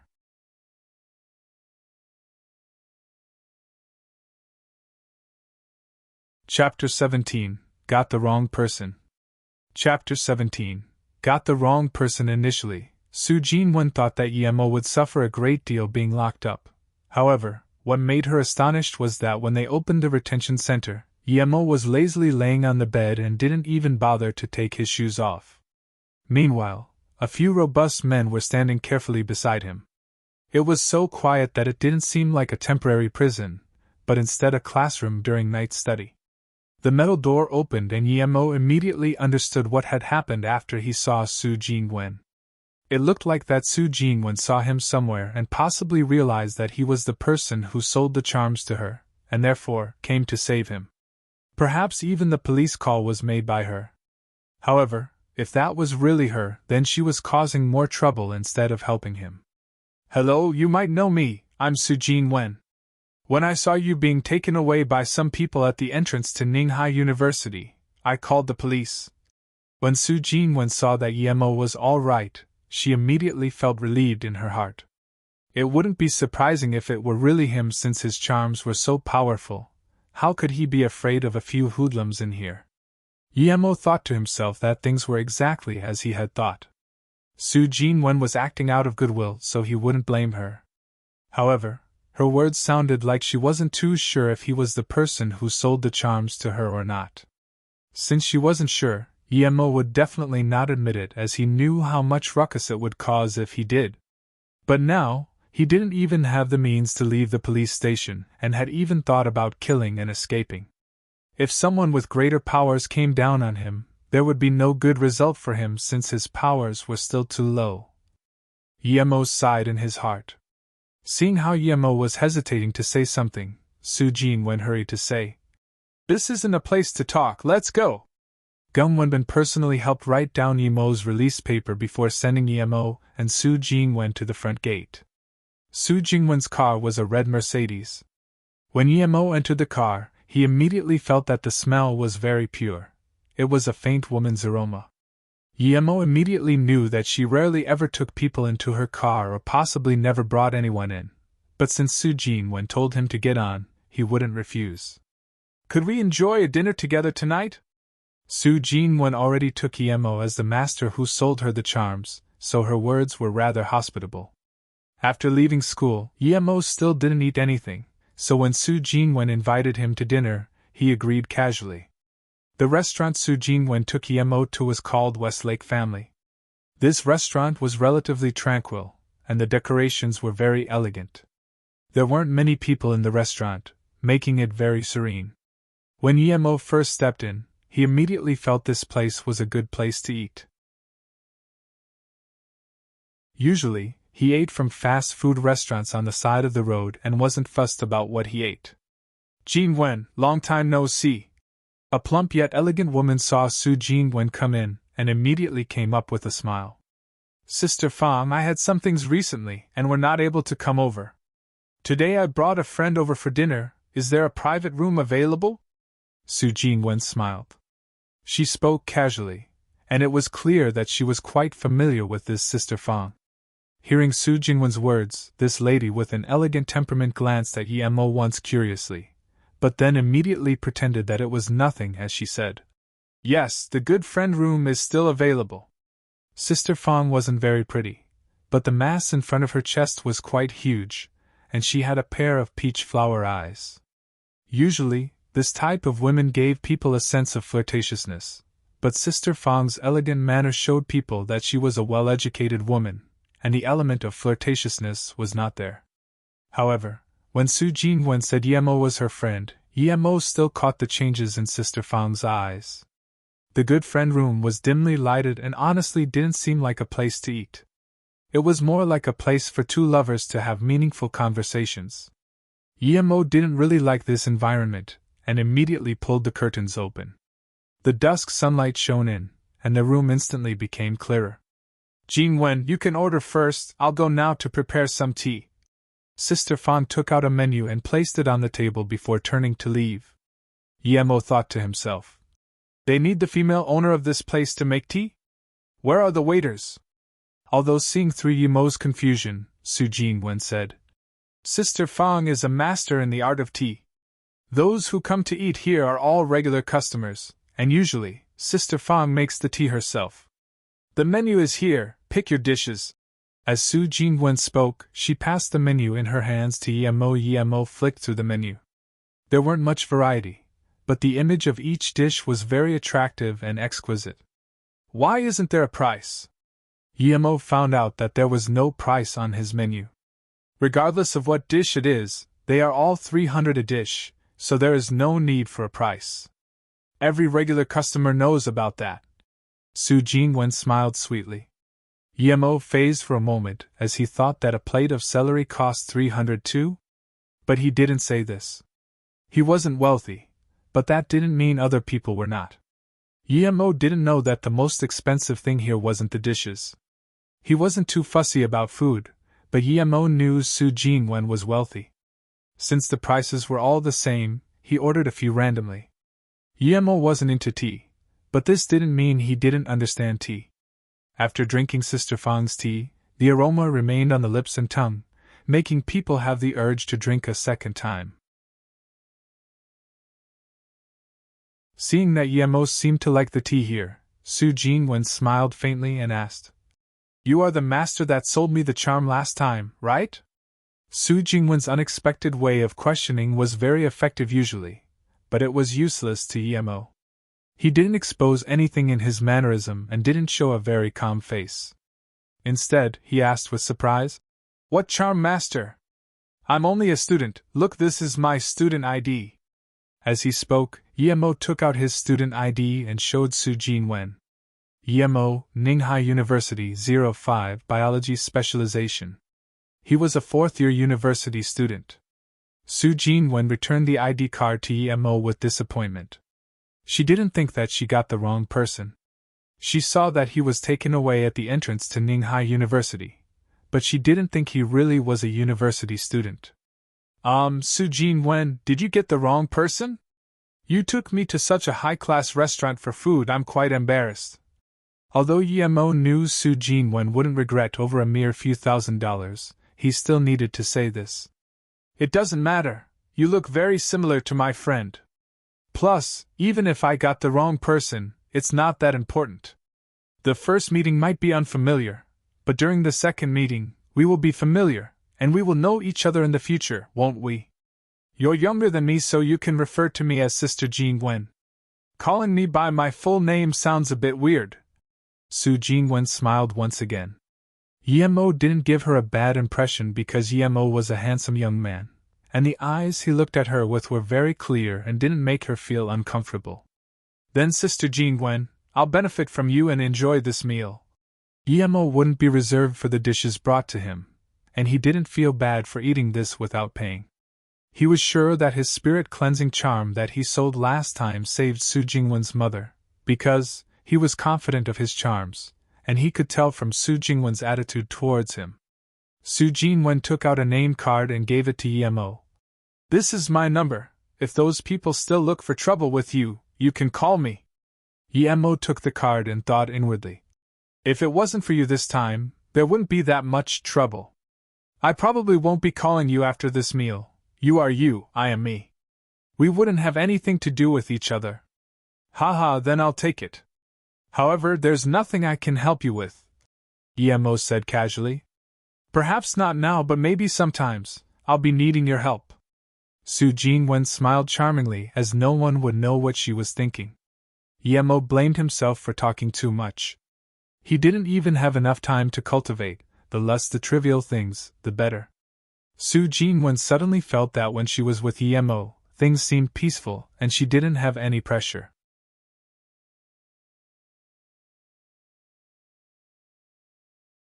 Chapter 18, Ning Qingshua's Plight. Chapter 18, Ning Qingshua's Plight. Although it was also a medium-sized family, the Ning family of Beijing met its downfall after many years. With illness forcing the retirement of the old man Ning, the Ning family had become shakier. At this moment, the atmosphere in the Ning family was oppressive. Although it was a family meeting, there wasn't the slightest sense of joy or happiness. Will Qingxue, that girl, still not change her mind? After remaining silent some time, a 50-year-old or so man sitting at the top seat knocked the table and asked. He was the current head of the Ning family, Ning Zhongze, and the eldest son of the old man Ning. He was also the governor of the Beijing River District. With Beijing being such a huge international city, a district governor was already better received than some vice-state governors from other states. But in a place like Beijing, a district governor wasn't anything. With the old man Ning retiring and him being also in his 50s, district governor would be the final destination of his career if nothing magical happened. Big brother, it isn't up to her now. Third brother currently managed our Ning family medical material, and I think that he knows the current problem we are facing. Our original biggest supplier, the American Sika company, is being controlled by that businesswoman from the Song family, which is lethal to our Ning family. After father retired, I don't think our Ning family could do anything in the political field anymore. If our commercial properties receive a big hit again, I think our Ning family will be on the decline. Although Song Shaoan is promiscuous, his Song family is still a big family. If we have a marriage alliance with them, not only will our business would see an immediate success, but Big Brother might also have the possibility to advance in his career. The middle-aged man sitting by Ning Zhongze's right-hand side spoke quickly with an excited tone. Ning Zhongze sighed and waved his hand. Zhongwei, I understand what you mean. Although having a marriage alliance with the Song family is definitely beneficial to our Ning family, Song Shaoan cannot be relied upon. Sigh, I think we should discuss this thing with third brother. After all, Qingxue is his daughter. Big brother, I think fourth brother is right. At this time, we've reached the life and death moment of our Ning family, and we're only asking Qingxue to marry into the Song family. It's nothing significant. I think Qingxue could understand, and so can third brother. Plus, Qingxue is taking care of the business in Beijing, so she should know. Can't she see the big picture? The person who agreed was the second brother Ning Zhongshou sitting on the left. Dad, second uncle, and fourth uncle's words are all true. I think that although Shaowen is a bit promiscuous, which young person isn't these days? Usually, these types of people change after getting married. This is for Qingxue's good as well. At least he is better than that paralyzed person in the Yi family. Plus, Shaowen has had feelings for Qingxue for a long time. He won't mistreat her. Seeing that both his uncle's opinions were unanimous, Ning Zhongzi's eldest son Ning Shili also confirmed. Ning Zhongzi remained silent for a while before raising his head and saying, "We'll do this. I'll talk to Zhongfei and Zhongshou, and I'll get Huili to work on Qingxue. There are not a lot of days remaining before the 1st of November. Try to do the wedding in October." A youth sitting at the end opened his mouth, but seeing that the leader of the family had already spoken, he finally swallowed his words. He was the second son of Ning Zhongzi, Ning Yang, and was the only one in the Ning family that didn't agree with this hasty decision of marriage. So, as soon as the family meeting finished, Ning Yang went straight for Ning Qingxue. Although after Ning Qingxue's public words last time, people in the outside world had thought of her being restrained by the Ning family, this was simply that Ning Qingxue didn't want to go out herself. Her personality was indifferent, and she didn't like going out. Ever since she was fired from her duties in the Ning family medical materials, she spent most of her time at home. Other than her only best friend Li Mumei, she barely saw anyone. Li Mumei was not only Ning Qingxue's assistant in the Ning family medical material, but also her best friend and her cousin. If there was anyone in the Ning family that Ning Qingxue could still get along with, it was her cousin Ning Yang. However, Ning Yang had a lot of things on his mind and hardly came to see her. But today, Ning Yang came over, and this gave Ning Qingxue a bad feeling. "Brother Yang, long time no see." Li Mumei saw Ning Yang and immediately greeted. She and Ning Qingxue were talking about something. Ning Yang's face looked awful, but he didn't avoid the topic. "Qingxue, your life is in your hands. I think if you can go abroad, I can help you. The future of a family is not to be earned through a woman." The primary purpose of Ning Yang coming here was to help Ning Qingxue escape because he was the only one who knew what sort of a person Song Shaowen was. After hearing Ning Yang's words, Ning Qingxue's face immediately became pale. No matter what she said publicly, she still couldn't escape the fate of being sold by her family. "Qingxue," Li Mumei called out worriedly.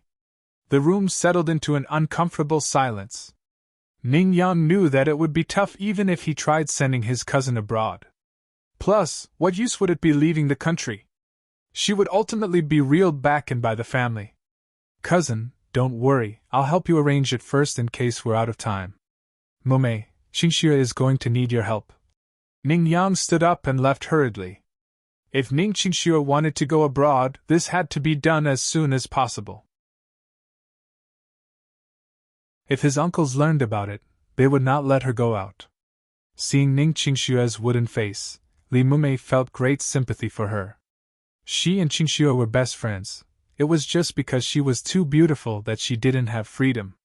Who didn't know what sort of person Song Shaowen was in the Beijing circle? He was juggling public affairs with multiple women and was photographed countless times doing so. If it weren't for the Song family's power and their authority in disguising such shameful truth, probably the whole world would have known already. This person also had a disgusting taste. He liked to give the girls he was bored of playing with to other people. There were countless girls in Beijing that he ruined. Once there was a girl who was on a path to become a superstar who resisted Song Shaowen. She had both of her legs broken and was thrown into a brothel. Eventually, the girl was forced to suicide. So in the Beijing circle, he was called the demon. "Qingxue, I may have a solution, but it would ruin your reputation and render you no longer desirable for such an awful hand in marriage. As Li Mumei spoke, she also seemed to realize that her idea wasn't really good and started to stutter. What is it? Do tell! Ning Qingxue stared at Li Mumei. No matter what idea it was, as long as she could get rid of Song Shaoan, she was willing to do it. Li Mumei sighed and said, That is, to use your shield again. You've said publicly that you're Yi Mo's woman already. Although everyone knows that this is your excuse, but if something really did happen between you and Yi Mo, then...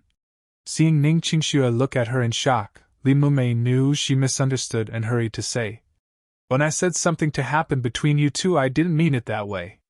You also know he is naturally that, he can't do anything to you anyway. However, if you suddenly married him and lived with him together, and occasionally let a journalist take a picture of you and him on the same bed, then the Song family will refuse to take you in. Ning Qingxue's eyes suddenly brightened up but remained silent. Li Mumei had been with her the longest, so she knew her intentions. Li Mumei said once again, That Yi Mo is a typical son of the rich, and he loves his face. Apparently, after you broke the marriage, he still wanted a girl in his class to be his girlfriend to cover his natural. But do you know how that girl replied to him?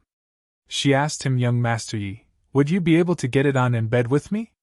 It was even said that Yi Mo fainted due to anger on the spot because he didn't think that his classmate, who was originally so respectful towards him, would suddenly treat him like that.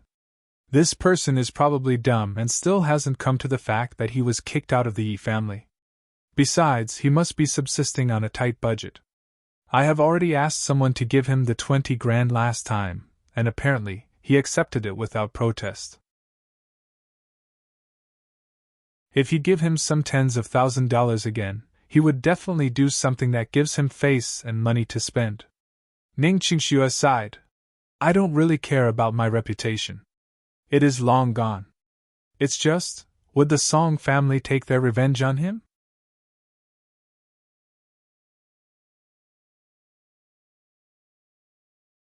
Chapter 19. The Girl at the Door of the Classroom. Chapter 19. The Girl at the Door of the Classroom.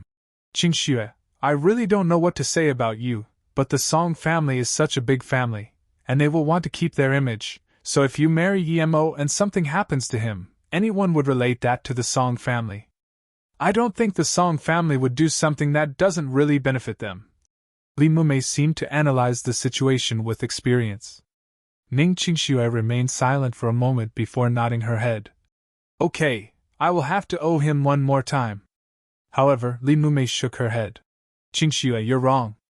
This time you won't owe him, he will owe you. I can guarantee that Yi Mo's thoughts are different than yours. He would be glad to do so. How about this?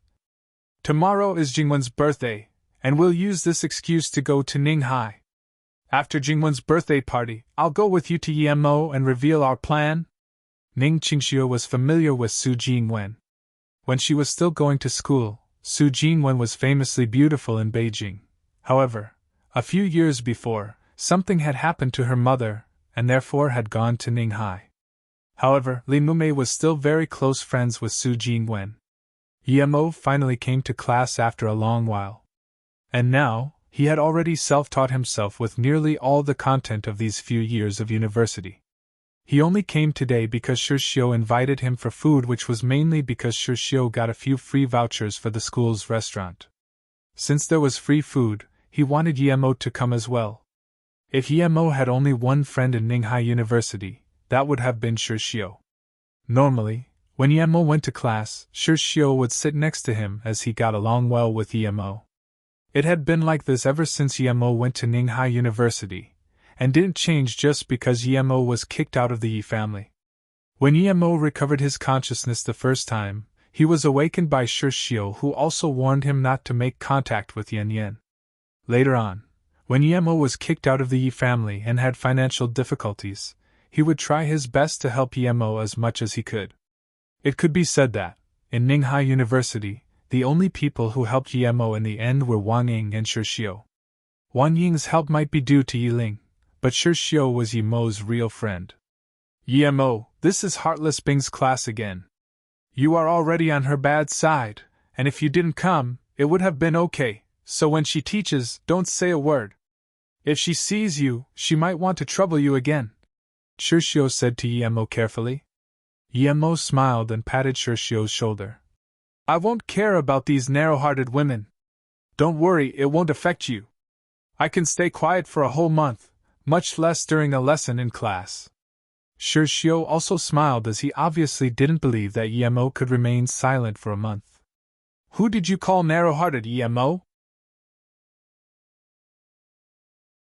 Someone paralyzed like you could not possibly have the face to talk about others and even have the face to come to class? A very crisp girl voice interrupted Iemo's words. Yen, what do you mean? Iemo wasn't talking about you. What right do you have to talk? Is it because you think Iemo can be bullied? Shirshio was not happy about Yan's behavior.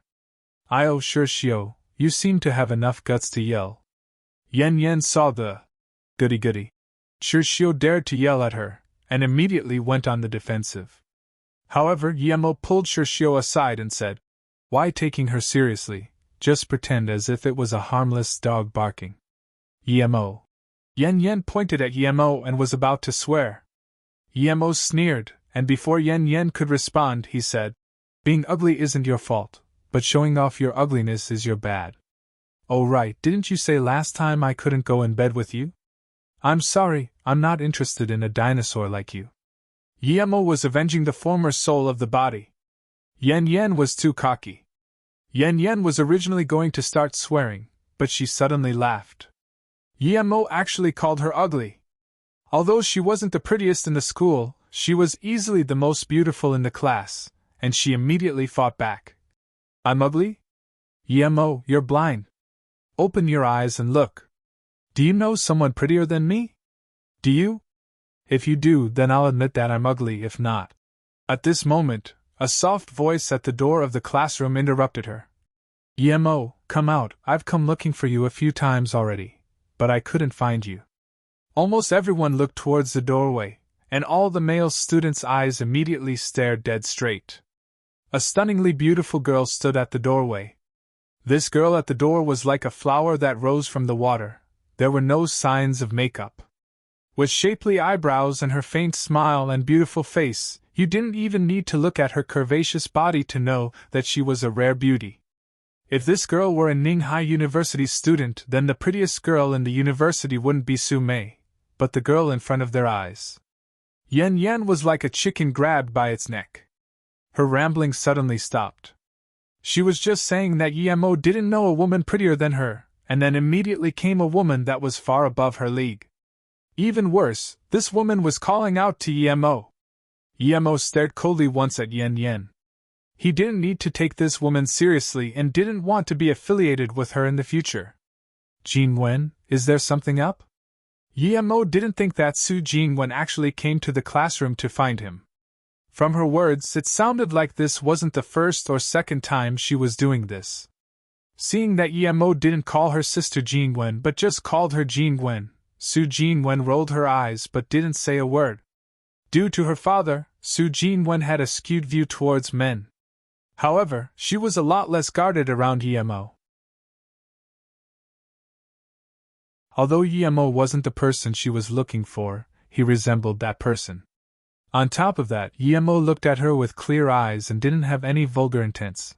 He was easy to read, just like an open book. Plus, Iemo was a student, and all these factors combined made Su Jingwen have a good impression of Iemo. Can I come looking for you when nothing is up? Do you have time? How about we talk outside? Su Jingwen smiled and said. Iemo nodded helplessly. He knew that free food wasn't to be earned so easily. He needed to be careful accepting offers next time. Eating one meal meant that he had to take a shift for someone till midnight, and now Su Jingwen came looking for him. He thought about it and just stood at the doorway, telling Shirshio not to wait for him tonight. Let's go. Just when Iemo said that to Su Jingwen, he saw the English teacher Yunbing walk in with a few textbooks. Her face was full of disgust when she saw Iemo leave the classroom, but when she looked at Su Jingwen, her face had a sliver of surprise which turned into pity. Of course, Iemo also saw Yunbin, but he didn't care about his grades, so he couldn't care less what this woman did. It didn't matter even if she failed him. Rate translation quality.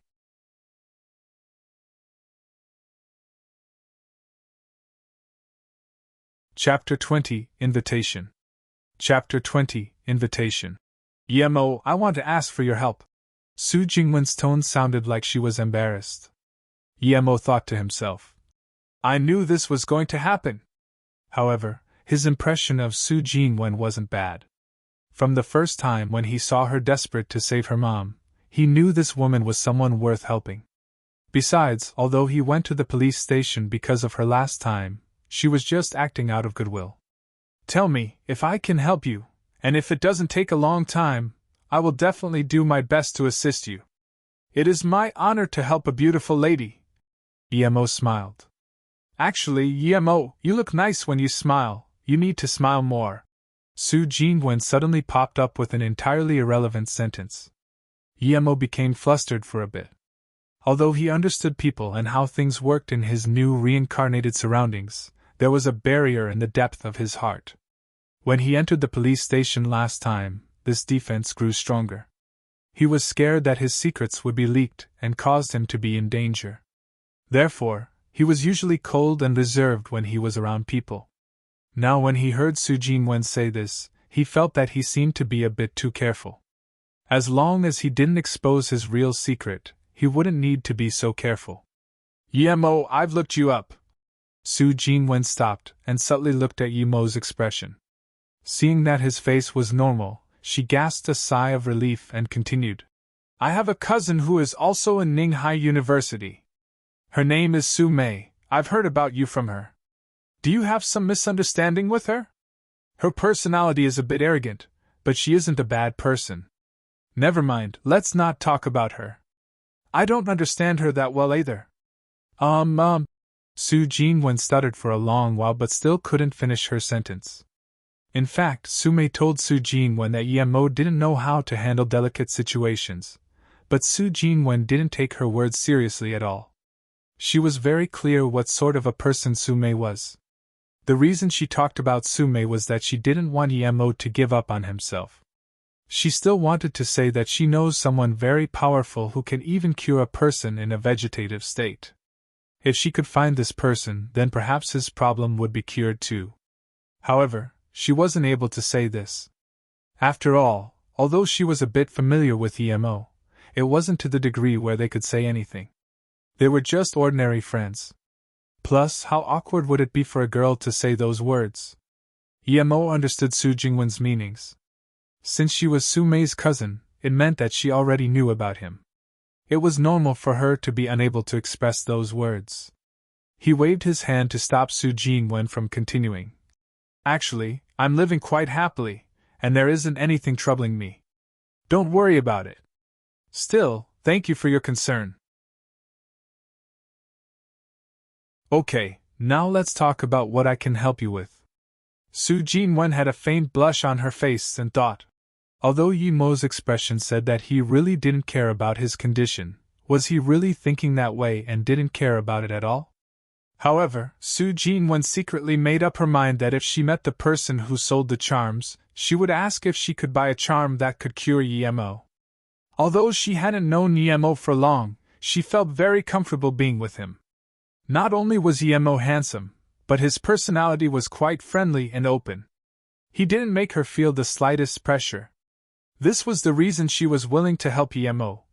Today is my birthday, and due to family reasons, I haven't had a happy birthday for many years. I want to invite you to come to my birthday party tomorrow night. I wonder if you would be willing to come?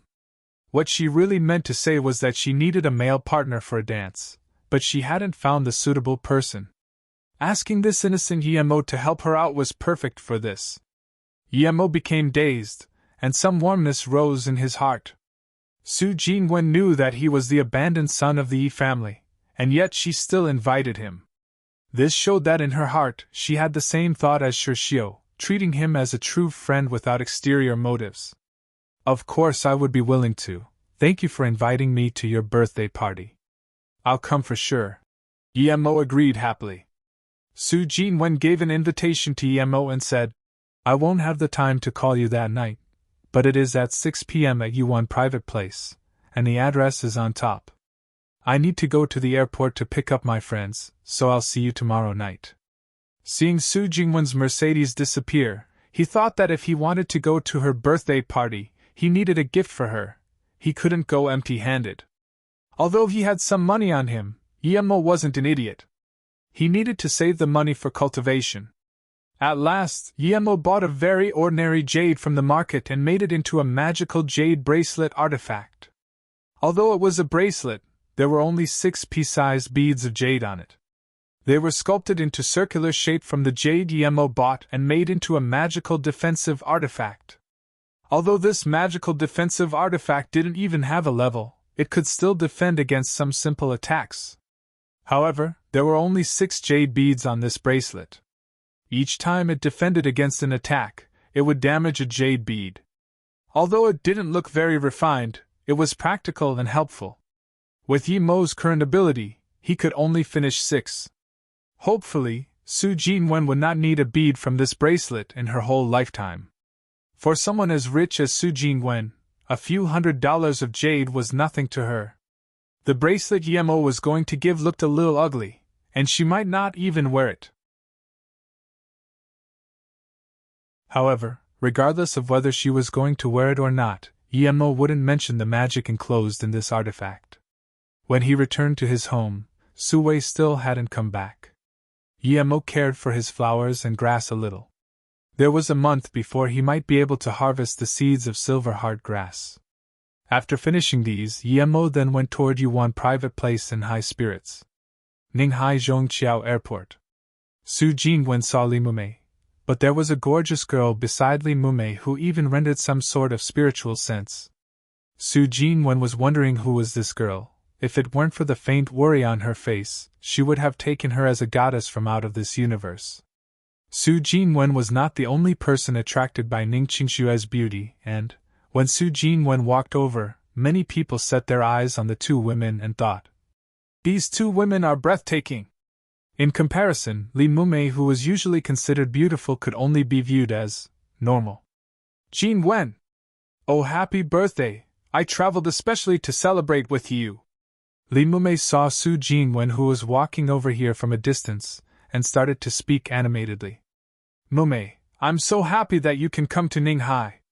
And this is... Su Jinwen immediately grabbed Li Mumei's hands and gushed excitedly. Jinwen, hello, I'm Mumei's cousin Ning Qingxue. I heard about you, and I wish you a happy birthday. Ning Qingxue smiled and said, Thank you. So you are Qingxue, you really are pretty.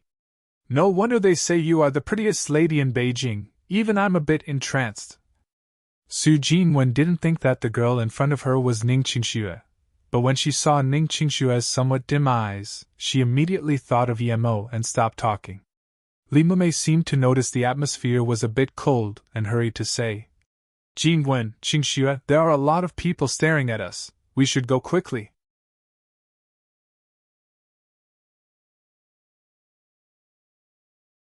Chapter 21, Su Shingan 1. Chapter 21, Su Shingan 1. As Su Jinwen was driving the car, she thought, Why did Ning Qingxue come? I am very familiar with her. Usually, someone like Ning Qingxue wouldn't come to a birthday party when she wasn't invited. Oh no! Su Jinwen suddenly remembered something important. Yemo is also coming tonight. What would happen if they see each other? Jinwen, what's wrong? Your mind doesn't seem to be here. Li Mumei saw that Su Jinwen appeared to be a bit distracted and hurriedly asked. Oh, nothing really, I suddenly remembered something, but it's fine now. Oh right, Mumei, you didn't tell me that Qingxue was coming. Qingxue, have you taken over your father's business by now? I heard some people saying that you were already at Ning Family Medical Materials. Su Jinwen tried to find some conversation in order to divert from her feelings of surprise. However, Li Mumei said, Actually, Sister Qingxue took over the business in Beijing ages ago, and I have always been there to help Sister Qingxue manage the business. It's just that something's happened and Sister Qingxue has now temporarily left Ning Family Medical Materials. Su Jinwen didn't ask what it was. It was probably internal conflict, and it was better not to ask about these things. Seeing there was trouble knitted between Ning Qingshue's eyebrows, she probably came to relieve herself of the unhappy things. Should she give Yemo a call to tell him not to come tonight, so that Ning Qingshue's doesn't feel worse? Thinking about it, Su Jinwen suddenly realized something important. Yemo didn't have a phone at all, he wasn't at school right now either, and she didn't even know where he lived, so she couldn't possibly contact him. By the looks of things, it was set in stone that Yemo and Ning Qingxue were going to meet. Sister Jinwen, I heard from Mumei that your mother wasn't very well. Is she better now? Of course, Ning Qingxue could tell Su Jinwen was a bit distracted, so she took the initiative to ask first. Su Jinwen had returned to being herself and decided to worry about Yemo later. It wasn't something that she could control now anyway. Hearing Ning Qingxue ask, she smiled happily. My mother is all well. Didn't Mumei tell you? Ning Qingxue felt a bit awkward. She didn't ask Li Mumei about Su Jingwen's mother's condition before coming. However, Su Jinwen didn't seem to mind and continued. I met a master purely by chance, you guys don't know about it, but that master's charm. Su Jinwen admired Yemo the most now. When Ning Qingxue asked, she made it sound like that master who sold her the charms was indisputable and unrivaled in the whole universe. She even recounted the specific details of buying and using the charms. Ning Qingxue and Li Mumei had their jaws open in shock after hearing this. They all stared stiffly at Su Jinwen. It was very rare to see someone like Su Jinwen being so superstitious, especially after receiving such a high education. To them, the person who sold Su Jinwen the charms definitely had an eloquent mouth. Jinwen, it's good that your mother is well.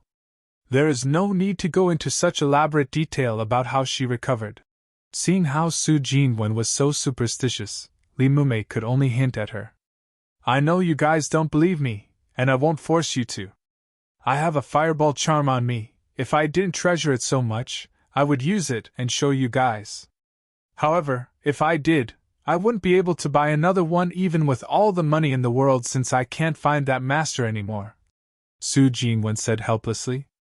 Okay, we believe you, Su Shingun. Under great reluctance, Li Mumei could only surrender. Even Ning Qingxue, who had a constant frown in her eyebrows, wanted to laugh. Su Jinwen was older than both of them, but her words were so unrealistic. It just could not be matched with her astute reputation. Seeing such a beautiful lady talk about a master who used shady charms really didn't match. If her own situation weren't so dire, she would have probably laughed seeing Su Jinwen put on such a Shingun show. Yemo made the bracelet, and just put it straight in his pocket since he couldn't find a proper packaging to make it look better. He started recovering his chi immediately as he spent quite some effort into making this bracelet. If it weren't so difficult to sell them, he would probably make a few to sell. Since coming to this world, it was the first time Yemo took the taxi. He didn't want to run to Yuan private place, and neither did he know the way. Yemo's taxi stopped outside. The guard at the door saw Yemo take the taxi over and was surprised as he didn't look like someone wealthy. Although he was wearing neat and clean clothes, his hair wasn't groomed and was unkempt. Moreover, he was wearing a normal pair of Vans. These shoes couldn't be worth more than $30 to $40, so he immediately stopped Yemo. Sir, this is a private place, it isn't open to public. Before the guard finished his words, Yemo took out the invitation and handed it to the guard as he didn't care. With this appearance, it was normal for the guard to keep a close eye on him. The guard looked through the invitation a few times, and after confirming, he returned it to Yemo with surprise. Apologies, please go in. Just when Yemo went into the yard, a red Porsche pulled into the yard. In contrast with his entrance, this time it was as though the guard was just purely for display. The red Porsche dashed past Yemo, before slowly reversing back to where he stood. The driver was evidently quite arrogant. This was a big yard, not a high-speed freeway. One glance could tell that this was a very cocky person. Just as Yemo thought this, a girl jumped off the car. Clad in a red top and tight jeans, Her womanly features were clearly outlined and an air of superior arrogance and glamour was evident. Su-mei. Emo wasn't surprised to see her here. She was Su Jingwen's cousin after all, and it was normal for her to come to Su Jingwen's birthday party. However, although this woman was arrogant at school, she still seemed reserved. However, he didn't think that outside of school, she didn't bother to hide it at all. Emo? Stop! What are you doing here? Su-mei was rejected without reason last time and lost several $100s to Emo, which made her feel very uncomfortable. Emo stared at Su-mei in a feigned bafflement. I came here because I was invited. Is this place yours? Do I need to report to you before I come? At this moment, another girl jumped off the car. She dressed similar to Su-mei, but what made her more eye-catching was that her hair was dyed yellow. What's wrong, Mei? Who is this guy? This girl asked Su-mei and scanned Emo with a haughty side glance. Su-mei sneered, and before she could talk, a military-plated Audi parked at the door but didn't come in. Instead, a 20-or-so-year-old youth got off. He also saw Emo and walked over. Mei, long time no see, what's wrong? You don't seem to be happy. This youth had a smile and greeted her from a far distance. Su-mei saw this boy coming over, and her face immediately turned into a smile. Brother Wang Shu, you didn't even come to see me, yet you say long time no see? 1. Shingun, a person who pretends to be spiritually connected to a higher being and spreads false religious content to gain respect and social status. You're tuning in to the Phoenix Knights YouTube channel. Don't forget to subscribe and join us on this journey to catch the most captivating stories.